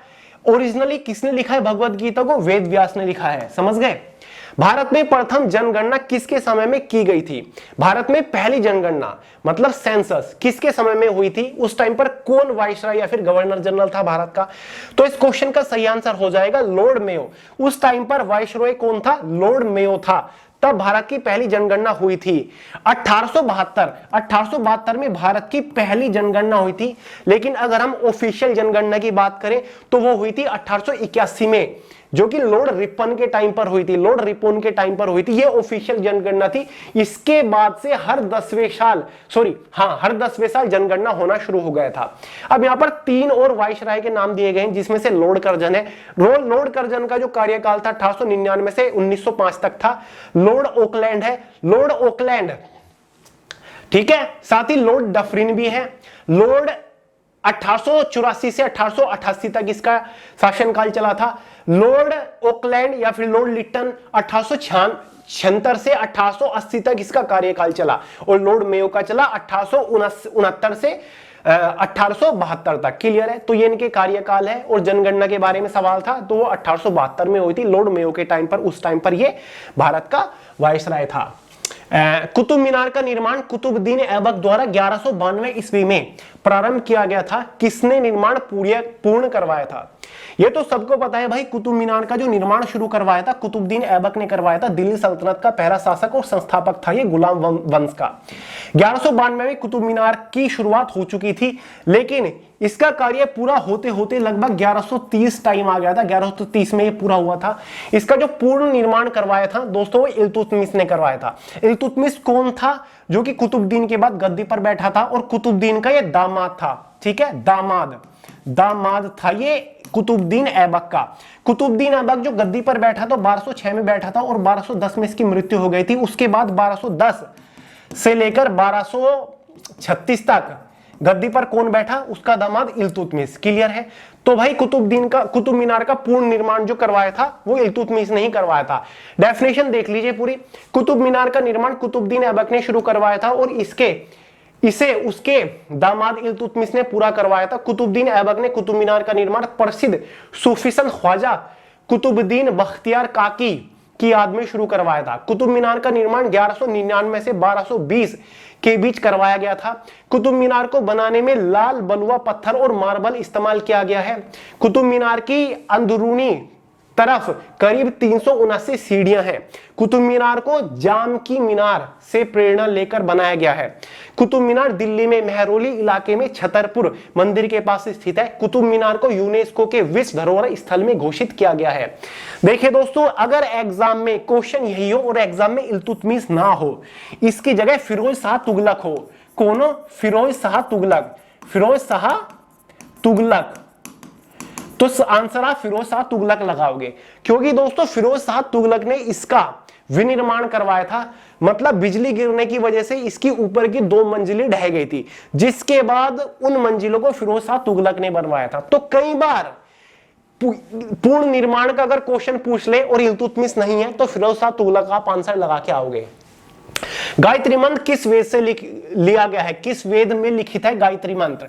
ओम भूर्भुवः स्वः किस वेद में से लिया गया है या फिर किस वेद में है? ऋग्वेद में हमें मिलता है गायत्री मंत्र, जो कि सबसे पुराना वेद है। सर्वाधिक चमकने वाला ग्रह कौन सा है? सबको पता है, बच्चों का सवाल है। सर्वाधिक चमकने वाला ग्रह है शुक्र ग्रह, जो कि हमारा वीनस ग्रह है और पृथ्वी का सबसे नजदीक वाला ग्रह है। शुक्र ग्रह को वीनस बोलते हैं और इसी को शाम का तारा और सुबह का तारा मतलब मॉर्निंग और इवनिंग स्टार भी बोला जाता है। क्लियर है? तो भाई सीक्वेंस के बारे में अगर हम बात करें, पहले नंबर पर कौन सा आता है? हमारा बुध ग्रह आता है, इंग्लिश में इसको बोलते हैं मरकरी। दूसरे नंबर पर कौन सा ग्रह आता है? आता है हमारा शुक्र ग्रह। ठीक है, शुक्र ग्रह जिसको बोलते हैं वीनस। तीसरे नंबर पर आता है हमारा पृथ्वी जिसको बोलते हैं हम अर्थ इंग्लिश में।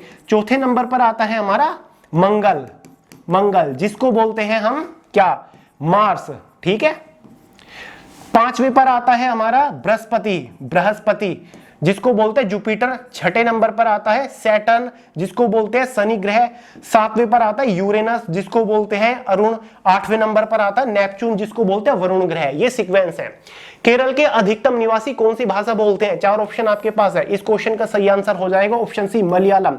केरल के अधिकतम निवासी मलयालम भाषा बोलते हैं। मलयालम वहां की लोकल लैंग्वेज है। कन्नड़ भाषा कौन से राज्य में बोली जाती है? कर्नाटक। ठीक है, कर्नाटका। तेलुगु भाषा कौन से उसमें बोली जाती है? तमिलनाडु। ठीक है, तमिलनाडु। बाकी मलयालम केरला हो गई। और तमिल भाषा कहां पर बोली जाती है? ज्यादातर आंध्र प्रदेश या फिर तेलंगाना। नेक्स्ट है, महात्मा गांधी की हत्या कब हुई थी? 4 ऑप्शन आपके पास है। महात्मा गांधी जी की जो हत्या हुई थी वो एग्जैक्टली नाथुराम गोडसे ने गोली मारकर करी थी। 30 जनवरी 1948 में महात्मा गांधी जी की हत्या करी गई थी। साथ ही अगर इनका जन्म पूछ ले, गुजरात के पोरबंदर में एग्जैक्टली कब हुआ था? 2 अक्टूबर को 1869 में पोरबंदर में इनका जन्म हुआ था। 1915 में भारत ये लौट गए थे और गोपाल कृष्ण गोखले को इन्होंने अपना राजनीतिक गुरु बना लिया था। 1917 में इन्होंने पहला सत्याग्रह चंपारण में किया था। क्लियर है। नेक्स्ट है 1930 की प्रसिद्ध नमक यात्रा का नाम क्या था? 1930 में गांधी जी द्वारा नमक यात्रा शुरू की गई, इसका नाम क्या था?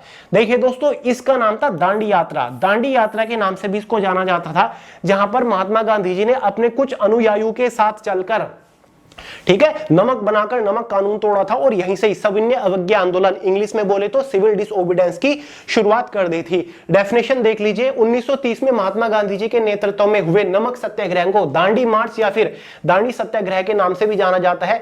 यह मार्च 12 मार्च 1930 से 6 अप्रैल 1930 तक चला। कब से कब तक चला ये दांडी मार्च? 12 मार्च से लेकर 12 मार्च 1930 से लेकर 6 अप्रैल 1930 तक चला। इस मार्च की शुरुआत अहमदाबाद के पास साबरमती आश्रम से हुई थी और यह दांडी गांव तक गया था।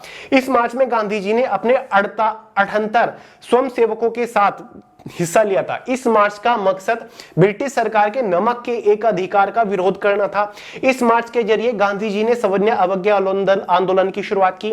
इस मार्च के दौरान गांधी जी ने 6 अप्रैल 1930 को सुबह 8:30 बजे ब्रिटिश सरकार के नमक कानून को तोड़ा। इस मार्च के बाद लाखों भारतीयों ने नमक कानून के खिलाफ सविनय अवज्ञा आंदोलन का पालन किया। इस मार्च ने ब्रिटिश सरकार पर दबाव डालना शुरू कर दिया था। इस मार्च ने दुनिया को सत्य और अहिंसा की ताकत का परिचय दिया। इसके बाद गांधी जी को जेल में डाल दिया गया, जिसके बाद 1931 में गांधी जी और वायसराय इरविन के बीच में एक समझौता हुआ। क्लियर है, जिसको गांधी इरविन पैक्ट भी बोला जाता है।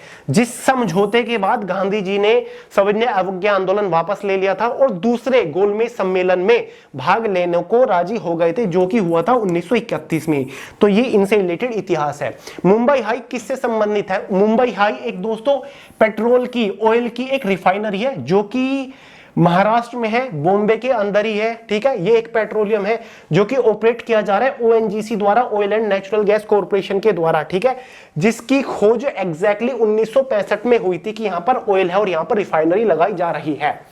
कुछ लोग मुंबई हाई को गेट भी लगा के आ जाते हैं कि जो मुंबई का गेट है ना, गेटवे ऑफ बॉम्बे, वही मुंबई हाई है। ऐसा नहीं है। 62 हड़प्पा के खंडर नामांकित में से किस नदी के तट पर पाए जाते हैं? हड़प्पा के जो खंडर है या फिर जो हड़प्पा सभ्यता है वो किस नदी के किनारे पाई गई थी? मोस्टली भारत में की अगर बात करें, मतलब पहले तो पूरा ही था वो अफगानिस्तान भारत। तो दोस्तों इस क्वेश्चन का सही आंसर हो जाएगा रावी नदी। ठीक है, हड़प्पा के जो खंडर पाए गए ज्यादातर वो रावी नदी के किनारे पाए गए। क्लियर है। अब दोस्तों यहाँ पर हड़प्पा की बात हो रही है और ये मुझे 4 नदियां लिखी दी गई है। एग्जाम में कई बार एक और क्वेश्चन पूछा जाता है कि पंजाब में 5 पॉपुलर नदियां बहती हैं, उन नदियों का नाम क्या है, जिसकी वजह से पंजाब का नाम पंजाब पड़ा। देखिए दोस्तों वे कौन कौन सी नदियां हैं? एक तो है झेलम नदी, ठीक है, ये रही।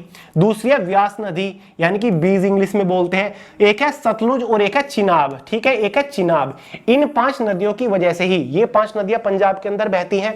रावी, झेलम, व्यास, सतलुज और चिनाब, ये 5 नदी पंजाब में बहती है, जिसकी वजह से पंजाब को पंजाब कहा जाता है। क्योंकि दोस्तों पंच का मतलब होता है 5, ठीक है, और आब का मतलब होता है पानी। ठीक है, इसी वजह से पंजाब को पंजाब कहा जाता है।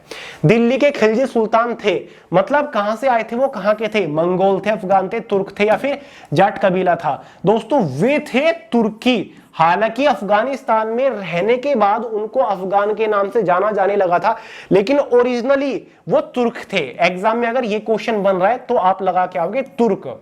क्लियर है। दिल्ली के प्रथम सुल्तान जिन्होंने दक्षिण भारत को पराजित करने का प्रयास किया, ऑलमोस्ट कर लिया था, जिसने साउथ को भी जीतने की कोशिश करी थी, देवगिरी तक जो पहुंच गया था, वो था दोस्तों अलाउद्दीन खिलजी। खिलजी साम्राज्य का बहुत ही पॉपुलर और शक्तिशाली शासक। राजा राम मोहन राय ने किसके विरुद्ध एक ऐतिहासिक आंदोलन का आयोजन किया था? राजा राम मोहन राय ने देश के अंदर से सती प्रथा को खत्म करने के लिए एक आंदोलन चलाया था, जिसमें एक अंग्रेजी governor general Lord William Bentinck ने उनका साथ भी दिया था।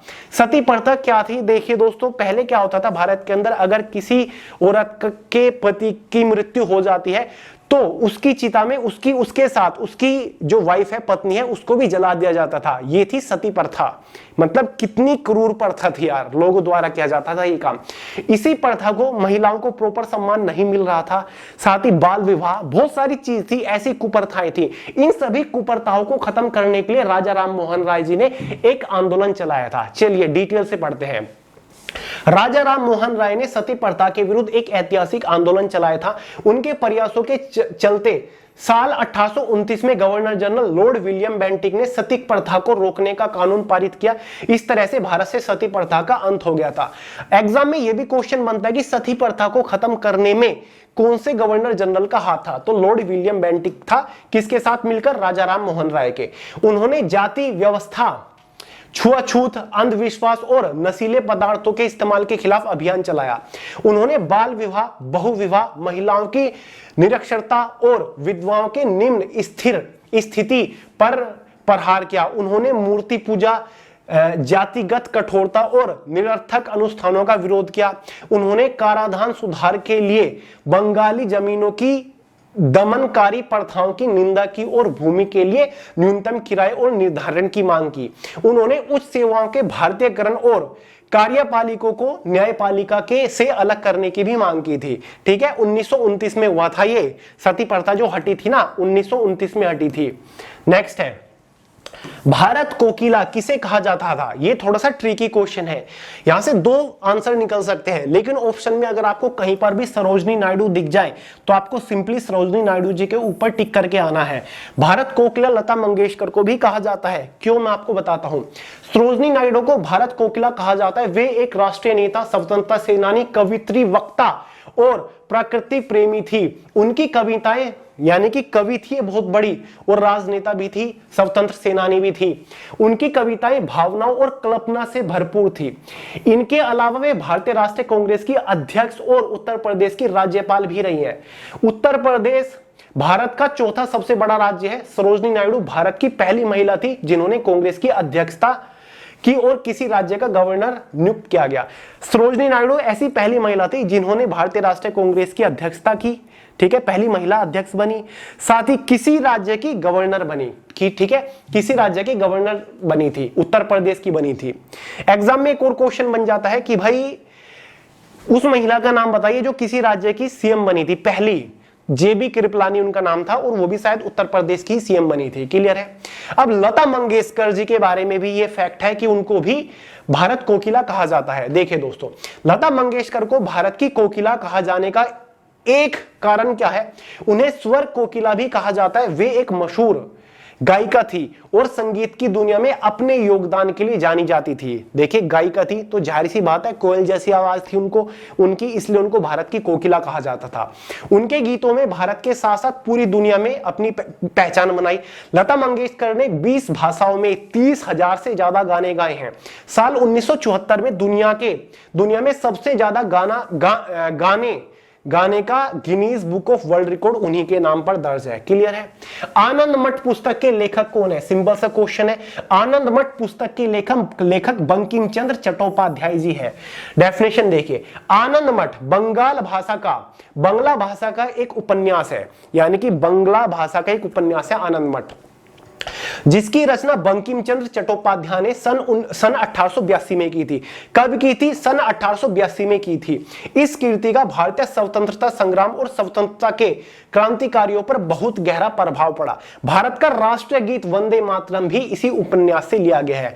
तो वही वंदे मातरम जो भारत का राष्ट्रीय गीत है, नेशनल सॉन्ग है, वो कहां से लिया गया है? वो आनंद मठ उपन्यास से लिया गया है। क्लियर है।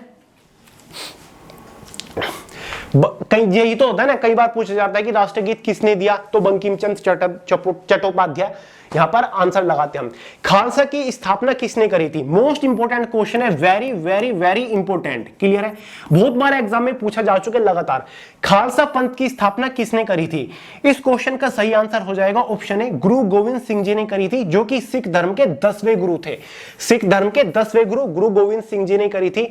उनकी पिता की हत्या के बाद तेग बहादुर जी जो कि सिख धर्म के 9वें गुरु थे, सिखों के 9वें गुरु थे, उनकी हत्या कराई गई थी औरंगजेब के द्वारा, मुगल क्रूर शासक औरंगजेब, क्योंकि तेग बहादुर जी ने धर्म परिवर्तन के खिलाफ आवाज उठाई थी और धर्म परिवर्तन को मना कर दी थी साफ साफ कि मेरी जान ले लो लेकिन धर्म परिवर्तन नहीं करूंगा, मुस्लिम धर्म नहीं अपनाऊंगा, कुछ ऐसा था।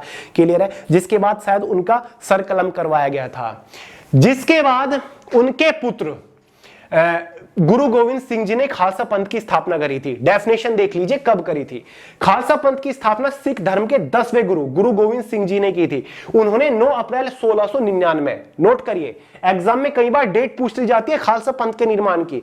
9 अप्रैल 1699 को आनंदपुर साहिब के खालसा पंथ की स्थापना की थी। इस दिन उन्होंने 5 प्यारों को अमृतपान करवाकर खालसा बनाया था। खालसा पंथ की स्थापना के पीछे की वजह यह थी, अपने पिता गुरु तेग बहादुर के सिर कलम करवाए जाने के बाद अन्याय और जुल्म के खिलाफ लड़ना। खालसा की स्थापना का जश्न सिखों द्वारा वैसाखी के त्योहार के दौरान मनाया जाता है।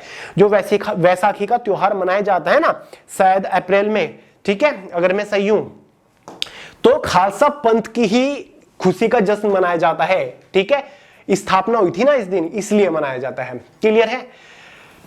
देखिए, गुरु गोविंद सिंह जी का जन्म अगर कई बार एग्जाम में पूछ ले जाता है तो इनका जन्म एग्जैक्टली हुआ था 22 दिसंबर 1666। कुछ लोग कंफ्यूज हो जाते हैं। देखिए, 22 दिसंबर 1666 में इनका जन्म हुआ था और 9 अप्रैल 1699, 1699 और ये 1666 है, दोनों में डिफरेंस है। 1699 में खालसा पंथ की स्थापना हुई थी। अफ्रीका प्रदेश का सबसे ऊंचा पर्वत माउंट किलोमंजारो इंपोर्टेंट है, किलोमंजारो किस देश में स्थित है? तो भाई अफ्रीका प्रदेश का सबसे ऊंचा जो पर्वत है माउंट किलोमंजारो, वो तंजानिया में स्थित है, जिसकी कैपिटल डोडोमा है। डोडोमा कैपिटल कई बार एग्जाम में पूछ ली जाती है। बाकी के 3 देशों के भी कैपिटल देख लो। केन्या है, नैरोबी कैपिटल है। नाम्बिया है, विंडियोक इसकी कैपिटल है। तंजानिया डोडोमा है। नाइजीरिया अबूजा इसकी कैपिटल है। क्लियर है? पीवी सिंधु का संबंध किस खेल से है? बहुत ही सिंपल क्वेश्चन है और इस टाइप के क्वेश्चन एग्जाम में पूछे जाते हैं, करंट अफेयर की फॉर्म में भी पूछ लिया जाता है। पहले तो पीवी सिंधु का पूरा नाम बताइए। पुसरला वेंकटा सिंधु इनका पूरा नाम है। और दोस्तों ये बैडमिंटन खेल से संबंधित है। बैडमिंटन की बहुत ही प्रसिद्ध खिलाड़ी है। बहुत सारे अवार्ड से इनको सम्मानित किया जा चुका है। अर्जुन अवार्ड से इनको सम्मानित किया जा चुका है। खेल रत्न से इनको सम्मानित किया जा चुका है। पद्मा भूषण और पद्मश्री से इनको सम्मानित किया जा चुका है। क्लियर है? सिल्वर मेडल ये जीत चुकी है 2016 रियो डी जेनेरियो में जो ओलंपिक हुआ था वुमेन सिंगल में। ब्रोंज मेडल इन्होंने 2020 टोक्यो ओलंपिक में जीता था। 2022 में बर्मिंघम में जो कॉमनवेल्थ गेम हुए थे उसमें इन्होंने गोल्ड मेडल जीता था वुमेन सिंगल में, याद रहेगा। नेक्स्ट है क्वेश्चन नंबर 71। चंद्रमा के धरातल पर 2 व्यक्ति एक दूसरे की बात नहीं सुन सकते, क्योंकि देखिए दोस्तों, मून के सरफेस पर एक व्यक्ति दूसरे की आवाज नहीं सुन सकता अगर वो बोले। क्या कारण है पूछा जा रहा है। देखिए दोस्तों, मैंने आपको पहली वाली मैराथन लेक्चर में इस टाइप का क्वेश्चन बताया था, जहां पर साउंड की स्पीड को लेकर एक क्वेश्चन आ रहा था कि साउंड की स्पीड किस मीडियम में सबसे ज्यादा होती है फिर कम होती है। देखिए दोस्तों, एयर में जो साउंड की स्पीड होती है ना, वो 343 मीटर पर सेकेंड होती है। क्लियर है? कहीं में एयर में। और सबसे ज्यादा जो स्पीड होती है वो स्टील में होती है, ठीक है, लोहे में होती है। और वाटर में देखिए, वाटर में कितनी होती है? वाटर में 1500 मीटर पर सेकंड होती है। क्लियर है? यहां पर मैंने आपको बताया था एयर की जो मतलब साउंड की जो स्पीड नहीं होती, साउंड जिसमें को ट्रेवल नहीं करती, वह निर्वात यानी कि वैक्यूम जहां पर भी वैक्यूम है वहां से साउंड जो है वो ट्रेवल नहीं कर सकती। तो देखिए 4 ऑप्शन पढ़िए। चंद्रमा पर उनके कान काम करने बंद कर देते हैं, क्या ये कारण है? नहीं, कान तो बिल्कुल ठीक रहते हैं। चंद्रमा पर वायुमंडल नहीं है, या फिर चंद्रमा पर वे विशेष प्रकार के अंतरिक्ष सूट पहने रहते हैं। चंद्रमा पर ध्वनि बहुत ही मंद गति से चलती है। तो इस क्वेश्चन का सही आंसर हो जाएगा ऑप्शन बी, चंद्रमा पर वायुमंडल नहीं है। देखिए दोस्तों, वैसे तो आपका इस्पात हो गया, वाटर हो गया, इसको मीडियम मिल गया साउंड को, तो इसमें मीडियम में जितनी बढ़िया स्ट्रॉन्ग मीडियम है वहां से और ज्यादा स्पीड से ट्रेवल करेगी। एयर है इसलिए स्पीड कम है, 343 मीटर पर सेकंड। लेकिन यहां पर तो वायुमंडल ही नहीं है, एटमॉस्फेयर ही नहीं है चांद पर, तो कैसे ट्रेवल करेगी? साउंड करेगी नहीं, इसी वजह से नहीं सुनाई देती उनको एक दूसरे की आवाज। नेक्स्ट है क्वेश्चन नंबर 72। जंतर मंतर, जिसे यूनेस्को ने विश्व विरासत स्थल के रूप में स्वीकार किया है, कहां स्थित है? बहुत ही ट्रिक क्वेश्चन है, बहुत ज्यादा उलझाने वाला क्वेश्चन है, क्योंकि यहां पर जिक्र हो रहा है जंतर मंतर का। क्योंकि दोस्तों बहुत सारे लोग सोचते हैं कि जंतर मंतर केवल दिल्ली के अंदर है, कुछ लोग सोचते हैं कि राजस्थान जयपुर के अंदर है, लेकिन पूरे भारत के अंदर जंतर मंतर एक नहीं, दो नहीं, तीन नहीं, चार नहीं, बल्कि 5 जंतर मंतर है। जी दोस्तों, 5 जगह पर जंतर मंतर है। एक तो आपका दिल्ली में हो गया, दूसरा राजस्थान जयपुर के अंदर है, नोट करिए, तीसरा उज्जैन के अंदर है, चौथा मथुरा के अंदर है, पांचवा वाराणसी के अंदर है। और खास बात यह कि ये एक ही इंसान के द्वारा बनवाए गए हैं। किसने बनवाए थे? राजा जयसिंह द्वितीय ने बनवाए थे, जिसने जयपुर शहर का निर्माण करवाया था।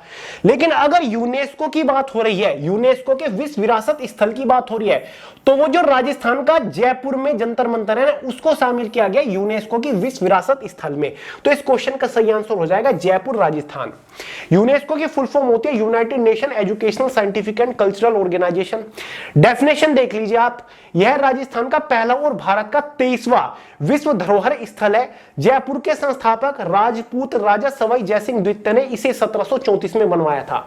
1734 में बनवाया था राजा सवाई जयसिंह द्वितीय ने। और दिल्ली वाले को कब बनवाया था? दिल्ली वाले को बनवाया था 1724 में, ठीक है, यानी कि 10 साल बाद बना जयपुर वाला। तो यह स्मारक भारतीय विद्या के अद्भुत उदाहरणों में से एक है। इसमें लकड़ी, चूने, पत्थर और धातु से बने कई यंत्र हैं।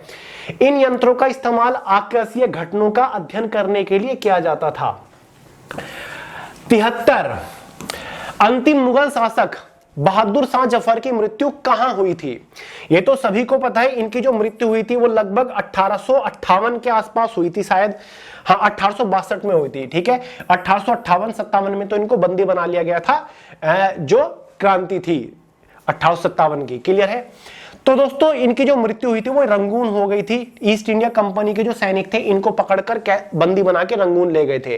क्योंकि दोस्तों जो 1857 की जो क्रांति थी ना, जिसकी शुरुआत मंगल पांडे ने करी थी, उसमें इन्होंने दिल्ली से नेतृत्व किया था। बहादुर शाह जफर जिनका जन्म 1775 में हुआ था, 1862 में इनकी मृत्यु हुई।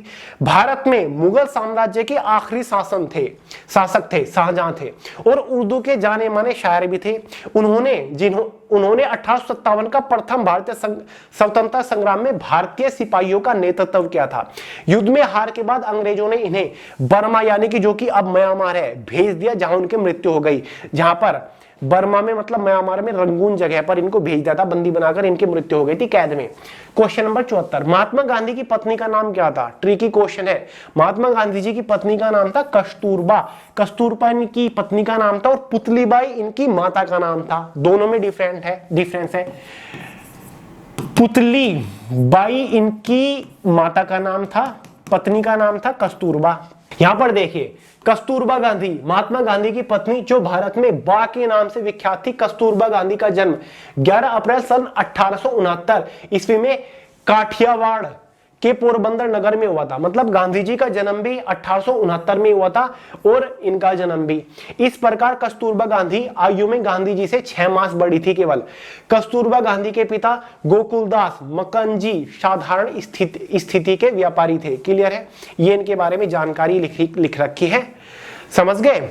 नेक्स्ट है, निम्नलिखित में से कौन सा भारतीय राज्य बांग्लादेश का सीमावर्तित नहीं है? 4 ऑप्शन आपके पास है। असम भी मिलता है, मणिपुर नहीं मिलता। सही क्वेश्चन मणिपुर है इसका। बांग्लादेश से कौन सा भारतीय राज्य अपनी सीमा साझा नहीं करता? मणिपुर नहीं करता, बाकी के तीनों राज्य करते हैं। 5 ऐसे राज्य हैं जो बांग्लादेश के साथ अपनी सीमा साझा करते हैं। कौन कौन से हैं? असम में, वेस्ट बंगाल, मिजोरम, मेघालय, त्रिपुरा। नोट करिए बार बार इनको। बांग्लादेश के साथ अपनी सीमा कौन से राज्य साझा करते हैं? असम, वेस्ट बंगाल, मिजोरम, मेघालय और त्रिपुरा। चारों की कैपिटल नोट करिए। असम की दिसपुर है, मणिपुर की इंफाल है, मिजोरम इजवाल है, और त्रिपुरा की अगरतला है। नेक्स्ट है, जो जिला दर्रा जोड़ता है, कौन कौन सी जगह को जो जिला दर्रा जोड़ता है, या फिर जोजी दर्रा भी इसको कहा जाता है, क्योंकि ला और दर्रा एक ही होता है, ठीक है। तो दोस्तों ये ले और श्रीनगर को जोड़ता है। जोजिला जो दरार है, पास है, ये लेह और श्रीनगर को जोड़ता है, 14.15 किलोमीटर का ये है। जोजिला या फिर जोजी दर्रा हिमालय का एक प्रमुख दर्रा है। ला और दर्रा शब्द का अर्थ एक ही है। जोजिला एक उच्च पर्वतीय दर्रा है जो भारतीय लद्दाख क्षेत्र के हिमालय में स्थित है। नेक्स्ट है, जलियांवाला बाग नरसंहार के लिए उत्तरदायी जनरल डायर को किसने मारा था? देखिए दोस्तों, जलियांवाला बाग हत्याकांड जो हुआ था एग्जैक्टली 13 अप्रैल 1919 को हुआ था। ठीक है, अमृतसर में हुआ था, पंजाब के, जहां पर हजारों की भीड़ पर जनरल डायर ने गोली चलवा दी थी। ठीक है, हजारों की संख्या में लोग मारे गए थे, घायल हुए थे। तो जनरल डायर की हत्या किसने करी थी? सरदार उधम सिंह ने लंदन में जाकर 1940 में इनके घर में घुस के इनकी हत्या करी थी, गोली मार के। क्लियर है? देखिए दोस्तों, एक और क्वेश्चन बनता है जलियांवाला बाग से। जलियांवाला बाग हत्याकांड के बारे में जानकारी इकट्ठा करने के लिए एक कमेटी बनाई गई थी, उसके ऊपर रिपोर्ट तैयार करी थी कि क्या ये सच्ची घटना है, क्या क्या हुआ था, कितने लोग मारे गए थे, कैसे कैसे हुआ था।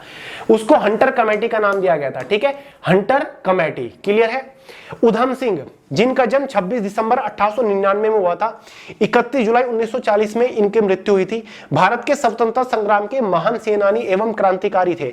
उन्होंने जलियांवाला बाग कांड के समय पंजाब के गवर्नर जनरल रहे माइकल ओ डायर को लंदन में जाकर गोली मारी थी।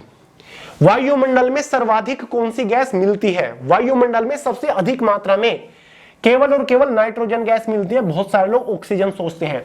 देखिए दोस्तों, नाइट्रोजन गैस की जो परसेंटेज होती है ना एटमॉस्फेयर में, वो 78% होती है, 78।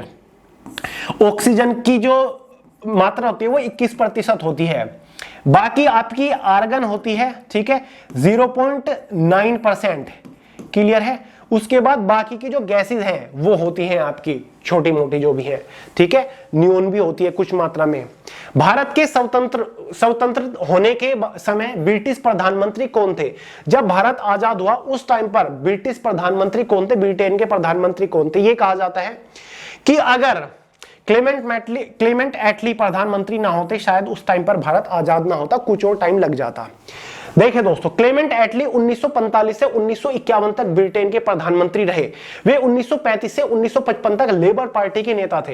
प्रधानमंत्री के तौर पर उन्होंने युद्ध के बाद के ब्रिटेन में सामाजिक सेवाओं और सार्वजनिक क्षेत्रों में सुधार किया। उन्होंने राष्ट्रीय स्वास्थ्य सेवा की शुरुआत की और प्रमुख उद्योग और सार्वजनिक उपयोगियों का राष्ट्रीयकरण भी किया था। जुलाई 1947 में ब्रिटिश संसद में भारत के लिए एक स्वतंत्रता अधिनियम पारित किया गया। इस अधिनियम के तहत भारत और पाकिस्तान दो नए स्वतंत्र उपनिवेश बने। एटली ने घोषणा की कि ब्रिटिश भारत को 30 जून 1948 तक पूर्ण शासन कर देगा, मतलब मिल जाएगा। भारत सरकार का उच्चतम कानून अधिकारी कौन होता है? मतलब भारत सरकार का जो लॉ ऑफिसर होता है सबसे बड़ा, जो कि कानून के मामले में गवर्नमेंट को भी सलाह देता है, ठीक है, कौन होता है? अटॉर्नी जनरल होता है दोस्तों। अटॉर्नी जनरल, भारत का अटॉर्नी जनरल। फिलहाल भारत के अटॉर्नी जनरल कौन है? श्री के वेणुगोपाल है। अटॉर्नी जनरल के बारे में हमें कौन से अनुच्छेद के अंदर जानकारी मिलती है? अनुच्छेद 76 के अंदर मिलती है। अनुच्छेद 76 के अंदर हमें भारत के अटॉर्नी जनरल के बारे में जानकारी मिलती है। अटॉर्नी जनरल कौन होता है? भारत सरकार का चीफ लीगल एडवाइजर होता है। भारत का सबसे बड़ा कानून अधिकारी अटॉर्नी जनरल होता है। वह भारत सरकार का मुख्य कानूनी सलाहकार होता है और देश के सर्वोच्च विधि अधिकारी के तौर पर काम करता है। अटॉर्नी जनरल को राष्ट्रपति नियुक्त करते हैं, ये इंपॉर्टेंट है। अटॉर्नी जनरल राष्ट्रपति के कार्यकाल के लिए पद पर रहता है। भारत के पहले अटॉर्नी जनरल एमसी सीतलवाड़ थे, जिन्होंने 1950 में नियुक्ति ली थी। कृत्रिम मधुमक्खी पालन कहलाता है, यानी कि मधुमक्खी पालन को क्या कहते हैं? क्या कहते हैं दोस्तों? एपीकल्चर कहते हैं। सेरीकल्चर क्या कहते हैं? रेशम पालन को कहते हैं। ठीक है, रेशम के जो कीट होते हैं ना, उनका जो पालन होता है उसको सेरीकल्चर बोलते हैं और मधुमक्खी पालन को एपीकल्चर बोलते हैं। इंपोर्टेंट है। निम्नलिखित में से किस राज्य की राजकीय भाषा अंग्रेजी है? 4 राज्य आपके पास है, इनमें से कौन से राज्य की राजकीय भाषा इंग्लिश है? तो इनमें से इकलौता ऐसा राज्य नागालैंड है। नागालैंड है जिसकी राजधानी कोहिमा होती है। नागालैंड में एक प्रसिद्ध त्योहार भी मनाया जाता है जो कि हॉर्नबिल होता है। नागालैंड की ही राजकीय भाषा इंग्लिश है। मणिपुर की कैपिटल इंफाल है, इसकी राजकीय भाषा मणिपुरी है। नागालैंड की कैपिटल कोहिमा है, इंग्लिश इसकी लैंग्वेज है। कर्नाटक की कैपिटल बेंगलोर है, इसकी राजकीय भाषा कन्नड़ है। सिक्किम की राजधानी गैंगटोक है, इसकी राजकीय भाषा, काफी सारी भाषाएं, कोई स्पेशल राजकीय भाषा नहीं है। कुछ हिस्से में नेपाली, कुछ में सिक्किमी जिसको भूटिया बोला जाता है, और साथ ही लिप्चा भी बोला जाता है। भारत में उच्च न्यायालय के मुख्य न्यायाधीश के रूप में पदासीन होने वाली प्रथम महिला कौन थी? मतलब दोस्तों भारत के किसी भी राज्य के उच्च न्यायालय की मुख्य न्यायाधीश बनने वाली पहली भारतीय महिला कौन थी? पहली भारतीय महिला पूछ रहा है, और केवल जज नहीं पूछ रहा है, चीफ जस्टिस बनने वाली, यानी कि मुख्य जज बनने वाली, ठीक है, मुख्य न्यायाधीश बनने वाली। तो दोस्तों वो थी लीला सेठ। लीला सेठ थी जो कि हिमाचल प्रदेश के न्यायालय की, हिमाचल प्रदेश कोर्ट की चीफ जस्टिस चुनी गई थी। कब बनी थी वो? एग्जैक्टली 5 अगस्त 1991 में। 5 अगस्त 1991 में हिमाचल प्रदेश हाई कोर्ट की चीफ जस्टिस बनी थी लीला सेठ। लीला सेठ भारत में उच्च न्यायालय की मुख्य न्यायाधीश बनने वाली पहली महिला थी। दिल्ली उच्च न्यायालय की पहली महिला न्यायाधीश बनने का श्रेय भी उन्हीं को ही जाता है। मतलब दिल्ली का जो हाई कोर्ट है ना, उसकी भी न्यायाधीश बनने वाली, पहली न्यायाधीश बनने वाली यही थी। वे देश की पहली ऐसी महिला थी जिन्होंने लंदन बार परीक्षा में शीर्ष स्थान प्राप्त किया था। भारत में सबसे लंबा राष्ट्रीय राजमार्ग कौन सा है? सबसे लंबा राष्ट्रीय राजमार्ग पूछ रहा है, राष्ट्रीय यानी कि नेशनल हाईवे पूछ रहा है।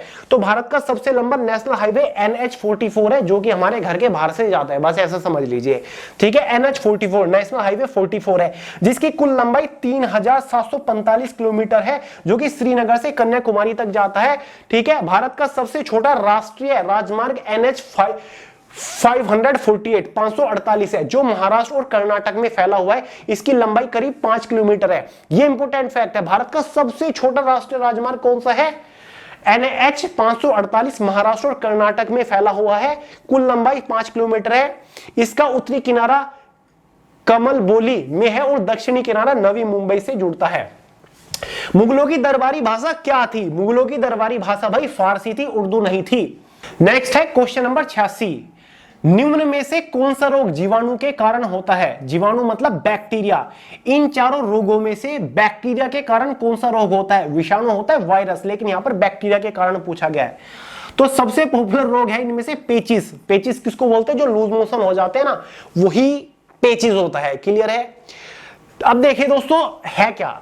जीवाणु के कारण होने वाले कई रोग है, जिसमें से कुछ ये रहे: मियादी बुखार, निमोनिया, तपेदिक या फिर प्लेग, कुष्ठ रोग, पेचिस, आंत्र ज्वार, आंत का जो बुखार होता है, ये सारे के सारे जीवाणु के कारण होते हैं। जीवाणु संक्रमण हवा में मौजूद दूषित धूल, पानी या फिर बलगम की बूंदों से फैल सकता है। क्लियर है? काली खांसी जैसे रोग भी जीवाणु के कारण होते हैं। टाइफाइड एक जीवाणु संक्रमण है, एग्जाम में बहुत बार पूछा जाता है।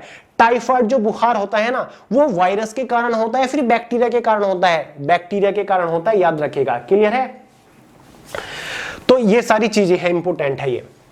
प्रेशर कुकर निम्नलिखित सिद्धांत पर काम करता है। कौन से सिद्धांत पर प्रेशर कुकर काम करता है? सभी को पता है। देखिए दोस्तों, अगर हम खाना किसी खुले हुए बर्तन में बनाएंगे, बाउल में बनाएंगे, तो क्या होगा? ज्यादा देर तक हमें चूल्हा चलाना पड़ेगा, ठीक है। लेकिन अगर हम कुकर में बनाते हैं तो क्या होता है? कुकर में खाना जल्दी उबलने लगता है। कारण क्या होता है? प्रेशर बढ़ता है, ठीक है। जो बॉइलिंग पॉइंट है वो कम हो जाता है भोजन का। क्लियर है? या फिर पानी का, लिक्विड का, जो भी उसमें होता है। तो दोस्तों यही होता है। इसका क्वेश्चन का सही आंसर है the boiling point decrease with an increase in the pressure on the surface of the liquid. यानी कि लिक्विड की सरफेस पर जब हम प्रेशर को इंक्रीज करेंगे तो दोस्तों बॉइलिंग पॉइंट घट जाएगा, और यही है कुकर का सिद्धांत। पेट में भोजन को पचाने के लिए निम्न में से या फिर नामांकित में से किसका खास आवश्यक है? पेट में जो भोजन हमारा डाइजेस्ट हो जाता है ना, पच जाता है, किसके कारण की वजह से? एंजाइम के कारण की वजह से। एंजाइम देख लीजिए, the stomach muscles churn and mix the food with digestive juicy that have acid and enzymes। हमारे पेट के अंदर एसिड होता है, ठीक है, तेजाब जिसको सिंपल भाषा में बोल देते हैं, साथ ही एंजाइम्स होते हैं, जिसके वजह से हमारे पेट के अंदर जो फूड है वो मिक्स्ड हो जाता है और डाइजेस्ट हो जाता है इजीली। क्लियर है? Breaking into the much smaller digestible pieces. जो एंजाइम एसिड है उसको डाइजेस्टिव पीसेस में मतलब ब्रेक कर देते हैं चीजों को, फूड को। ठीक है। An acidic environment is needed for the digestion that take place in the stomach. जो एसिडिक, जो तेजाबी इन्वायरमेंट बन जाता है ना वातावरण हमारे स्टोमक के अंदर, वही डाइजेशन के लिए सबसे ज्यादा महत्वपूर्ण चीज है। निम्नलिखित में से किस शासक ने ग्रैंड ट्रंक रोड का निर्माण करवाया था? कौन से शासक ने जीटी रोड बनवाई थी? सही आंसर हो जाएगा शेरशाह सूरी। शेरशाह सूरी के इतिहास के बारे में कई बार आपको बता रखा है।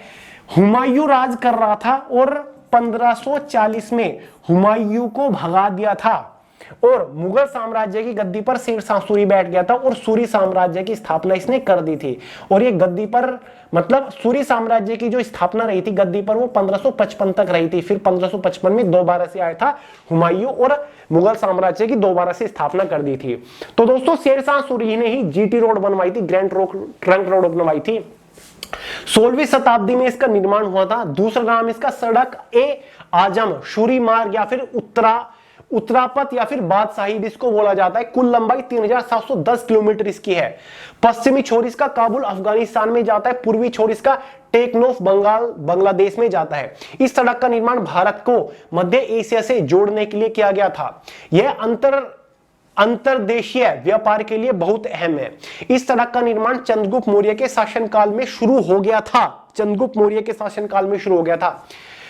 मैगस्थनीज ने चंद्रगुप्त मौर्य के समय में बने इस राजमार्ग का जिक्र किया है। इस सड़क को आधुनिक रूप से देने का श्रेय गवर्नर, आधुनिक रूप मतलब मॉडर्नाइज के सड़क को किसने किया? गवर्नर जनरल ओकलैंड को जाता है। जब ब्रिटिश साम्राज्य आया, ओकलैंड गवर्नर जनरल, उसने इस सड़क को और मॉडर्न बना दिया और सुविधाजनक बना दिया। आधुनिक ग्रैंड ट्रंक रोड को ब्रिटिश ईस्ट इंडिया कंपनी ने बनवाया था, यानी कि जो नई जीटी रोड है। इस सड़क को बनाने के लिए एक लोक निर्माण विभाग बनाया गया था। ग्रैंड ट्रंक रोड या फिर जीटी रोड का निर्माण शेरशाह सूरी ने करवाया था। यह एशिया की सबसे लंबी और सबसे पुरानी सड़कों में से एक है। यह लगभग 3710 किलोमीटर लंबी है और मध्य एशिया को भारतीय उपमहाद्वीप से जोड़ता है। किस मुगल बादशाह के शासनकाल में दिल्ली में ईसाइयों का आगमन हुआ था? देखिए दोस्तों, मुगल शासक अकबर गद्दी पर बैठा था। इसका शासनकाल 1556 से लेकर 1605 तक चलता है। उसी टाइम पर भारत के अंदर ईसाइयों का आगमन हुआ था। डेफिनेशन देख लीजिए, दिल्ली में ईसाइयों का आगमन मुगल बादशाह अकबर के शासनकाल में हुआ था। अकबर को ईसाई धर्म से लगाव था और ईसाई मिशनरियों ने उन्हें मदर मैरी की पेंटिंग और बाइबल भेंट दी थी। ईसाई मिशनरियों का मानना है कि मदर मैरी का जिक्र कुरान में भी मिलता है, इसलिए अकबर पर ईसाई धर्म का सकारात्मक असर पड़ा। क्लियर है? तो दोस्तों अकबर जो था वो ईसाई धर्म को मानता था, पसंद करता था, इसीलिए उन्होंने जो ईसाइयों को है वो भारत में उनको प्रवेश करने दिया। सौरमंडल में सबसे बड़ा ग्रह कौन सा है? सिंपल सा क्वेश्चन है। सौरमंडल में सबसे बड़ा ग्रह जो साइज के मामले में बृहस्पति ग्रह है, जुपिटर। जुपिटर ग्रह सबसे बड़ा है और ये 5वां ग्रह है, ठीक है, सूर्य से।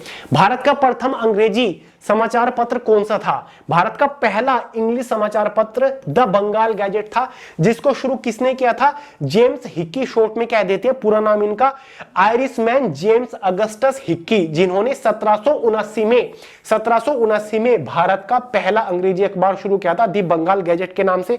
भारत का पहला अंग्रेजी समाचार पत्र हिक्की का बंगाल गैजेट था। इसकी स्थापना आयरलैंड के जेम्स अगस्टस हिक्की ने 1780 या फिर 1779 में की थी। यह समाचार पत्र कोलकाता से प्रकाशित होता था। इसकी पहली प्रति 29 जनवरी 1780 को प्रकाशित हुई थी। क्लियर है?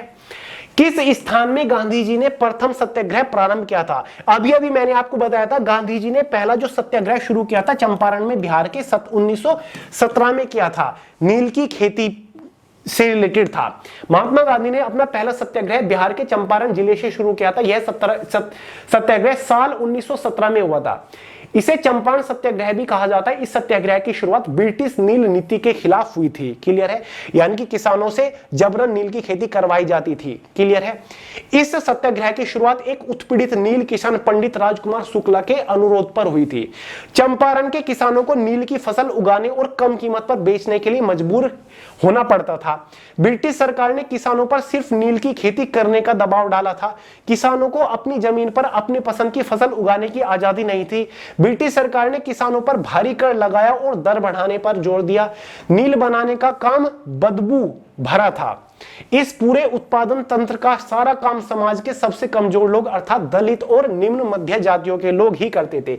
इसीलिए किसान पंडित रामकुमार शुक्ला गांधी जी से रिक्वेस्ट करता है और बिहार उनको लेकर आता है, चंपारण सत्याग्रह की शुरुआत करवाता है। पृथ्वी पर सूर्य की किरणें लगभग कितने मिनट में पहुंचती है? 8 मिनट 20 सेकंड में पहुंचती है दोस्तों। 8 मिनट 20 सेकंड में पृथ्वी पर सूर्य की किरणें पहुंचती हैं। अगर 20 सेकंड नहीं है तो लगभग 8 मिनट में पहुंचती है। पृथ्वी पर सूर्य की किरणें पहुंचने में औसतन 8 मिनट और 20 सेकंड का समय लेती है। सूर्य से पृथ्वी की दूरी करीब ये इतना, जितना भी ये नंबर है, प्रकाश की रफ्तार ये है। क्लियर है? नेक्स्ट है, पंडित जवाहरलाल नेहरू ने किस जेल में रहकर भारत की खोज नामक पुस्तक लिखी? पंडित जवाहरलाल नेहरू जी ने एक किताब लिखी थी, भारत की खोज यानी कि डिस्कवरी ऑफ इंडिया। उस टाइम पर वो एक जेल में थे। कौन सी जेल में थे? चारों की चारों बड़ी जेल है।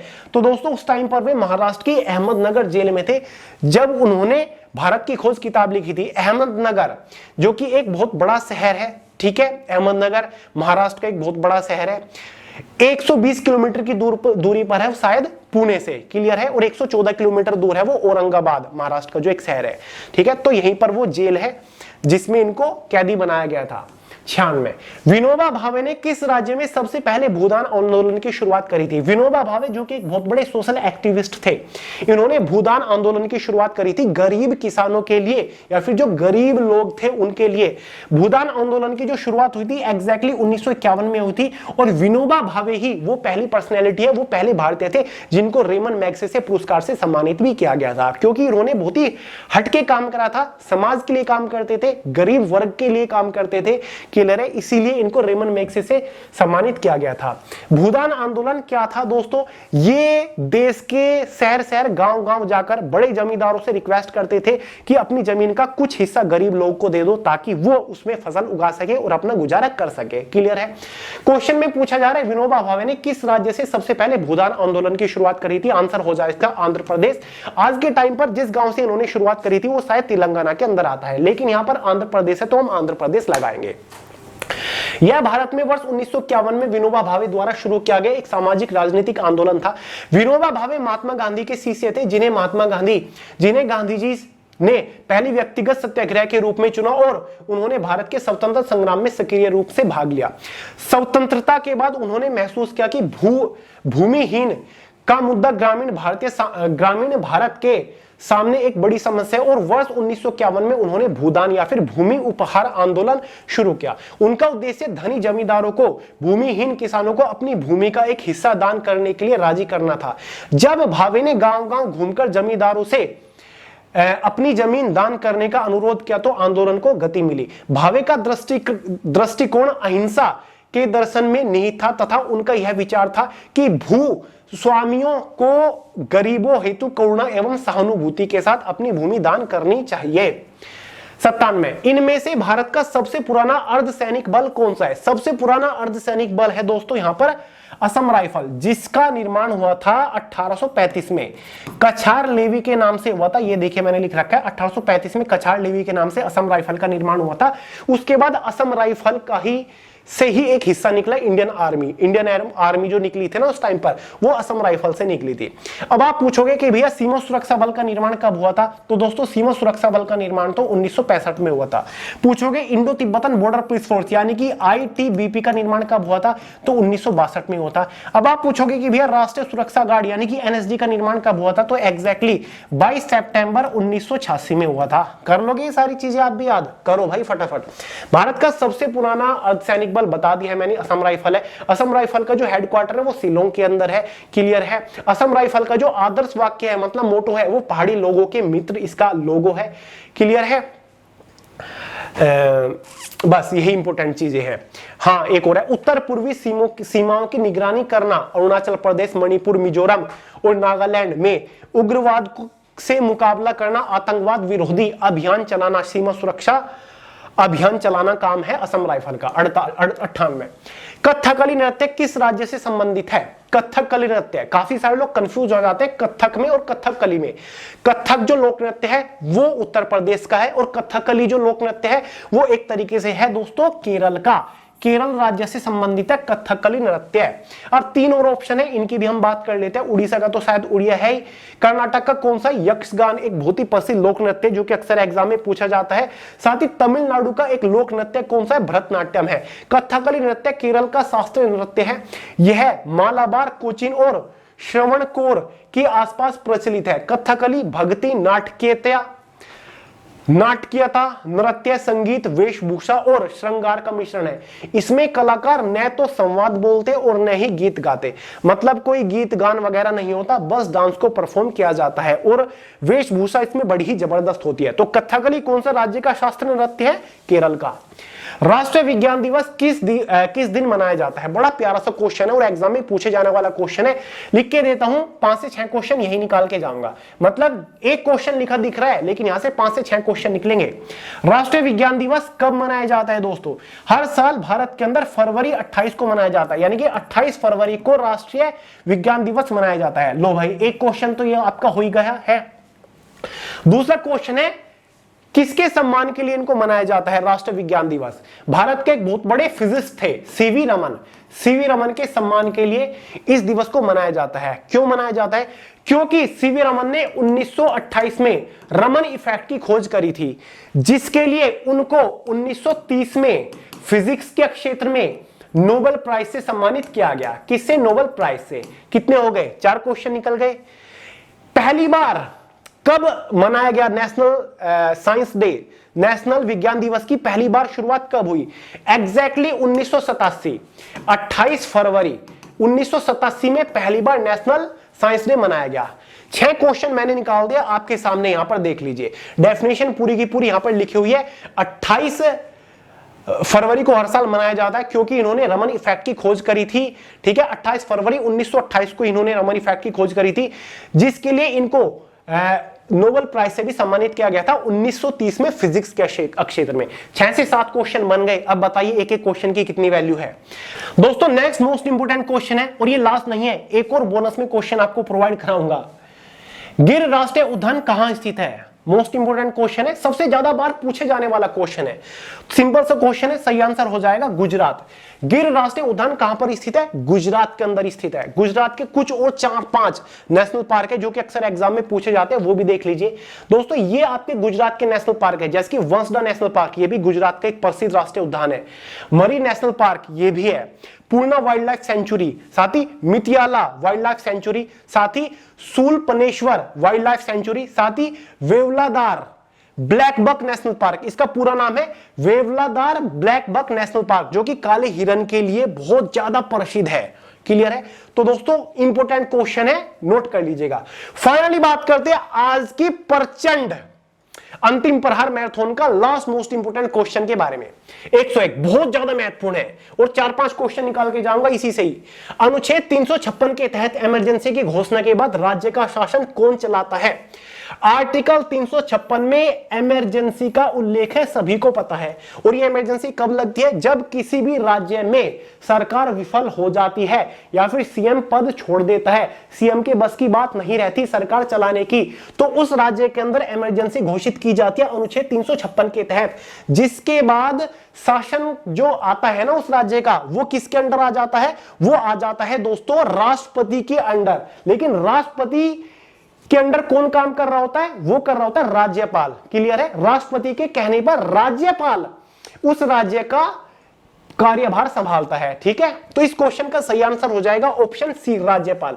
यानी कि अनुच्छेद 356 के तहत इमरजेंसी की घोषणा के बाद राज्य का शासन कौन चलाता है? राज्यपाल चलाता है। लेकिन कहा यह जाएगा उस पर्टिकुलर राज्य के अंदर राष्ट्रपति शासन घोषित हो चुका है, लेकिन शासन कौन चला रहा है? राज्यपाल चला रहा है। क्लियर है? और राज्यपाल के द्वारा ही सूचना दी जाती है कि इस राज्य के अंदर सरकार विफल हो चुकी है, अब बताइए क्या करना है। क्लियर है?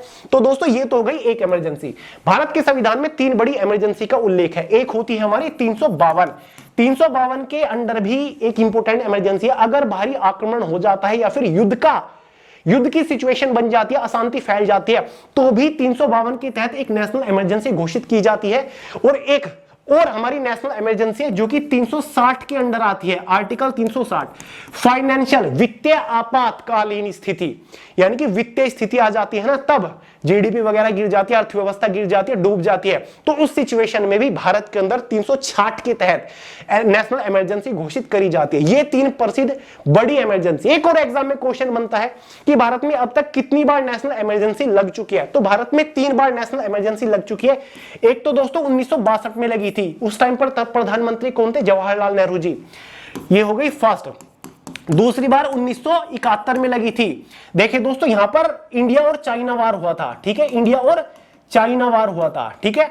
1971 में आपको पता है इंडो और पाक पाकिस्तान का युद्ध हुआ था, बांग्लादेश जब छुड़ाया था। और तीसरी इमरजेंसी कब लगी थी? 1975 में लगी थी, यानी कि इंटरनल डिस्टरबेंस हो गए थे, दंगे वगैरह हो रहे थे देश के अंदर, तब 2 बार इंदिरा गांधी जी के टाइम पर लगी थी, 1 बार जवाहरलाल नेहरू जी के टाइम पर इमरजेंसी घोषित हुई थी भारत के अंदर। तो कितने क्वेश्चन निकाल दिए इसी से? तो भाई 100 क्वेश्चन नहीं कवर कराए, 1000 से ज्यादा क्वेश्चन कवर कराए हैं, हर एक क्वेश्चन को डिटेल के साथ डिस्कस किया आपके साथ। और ये पार्ट नंबर 2 था लेक्चर का। पार्ट नंबर 1 जरूर देख लीजिएगा, ये वाला है। जितने भी लोगों ने इस लेक्चर को आखिर तक देखा है फटाफट कमेंट बॉक्स में यस लिख दीजिएगा, ताकि मुझे पता चल जाए कितने स्टूडेंट सीरियस है अपने फ्यूचर को लेकर। क्लियर है? तो चलिए दोस्तों, बाकी स्टडी जीके की भी marathon topic wise link description box में, वोकैबुलरी की मैराथन का भी लिंक डिस्क्रिप्शन बॉक्स में है। इस वीडियो में इतना ही था। पसंद आई हो लाइक करेगा, दोस्तों के साथ शेयर करेगा, चैनल को जितना ज्यादा हो सके अपने दोस्तों से भी सब्सक्राइब कराइएगा जो एग्जाम्स की तैयारी कर रहे हैं, स्पेशली गवर्नमेंट एग्जाम्स की। क्लियर है? और बेल आइकन को ऑल पे सेट करिए ताकि सारे नोटिफिकेशन आप तक पहुंचते रहे। तो भाई जितने भी लोगों का एमटीएस का एग्जाम है सभी को ऑल द बेस्ट। भगवान से यही प्रे करता हूं सभी लोग एग्जाम में झंडे गाड़ के आए जो दिल और जान से मेहनत कर रहे हैं, ठीक है, दिल और जान से, सॉरी। तो चलिए दोस्तों, इस वीडियो में इतना ही था। लाइक कर दीजिएगा, फिर से कह रहा हूं। मिलते हैं अगली वीडियो में बहुत ही जल्द, तब तक के लिए जय हिंद।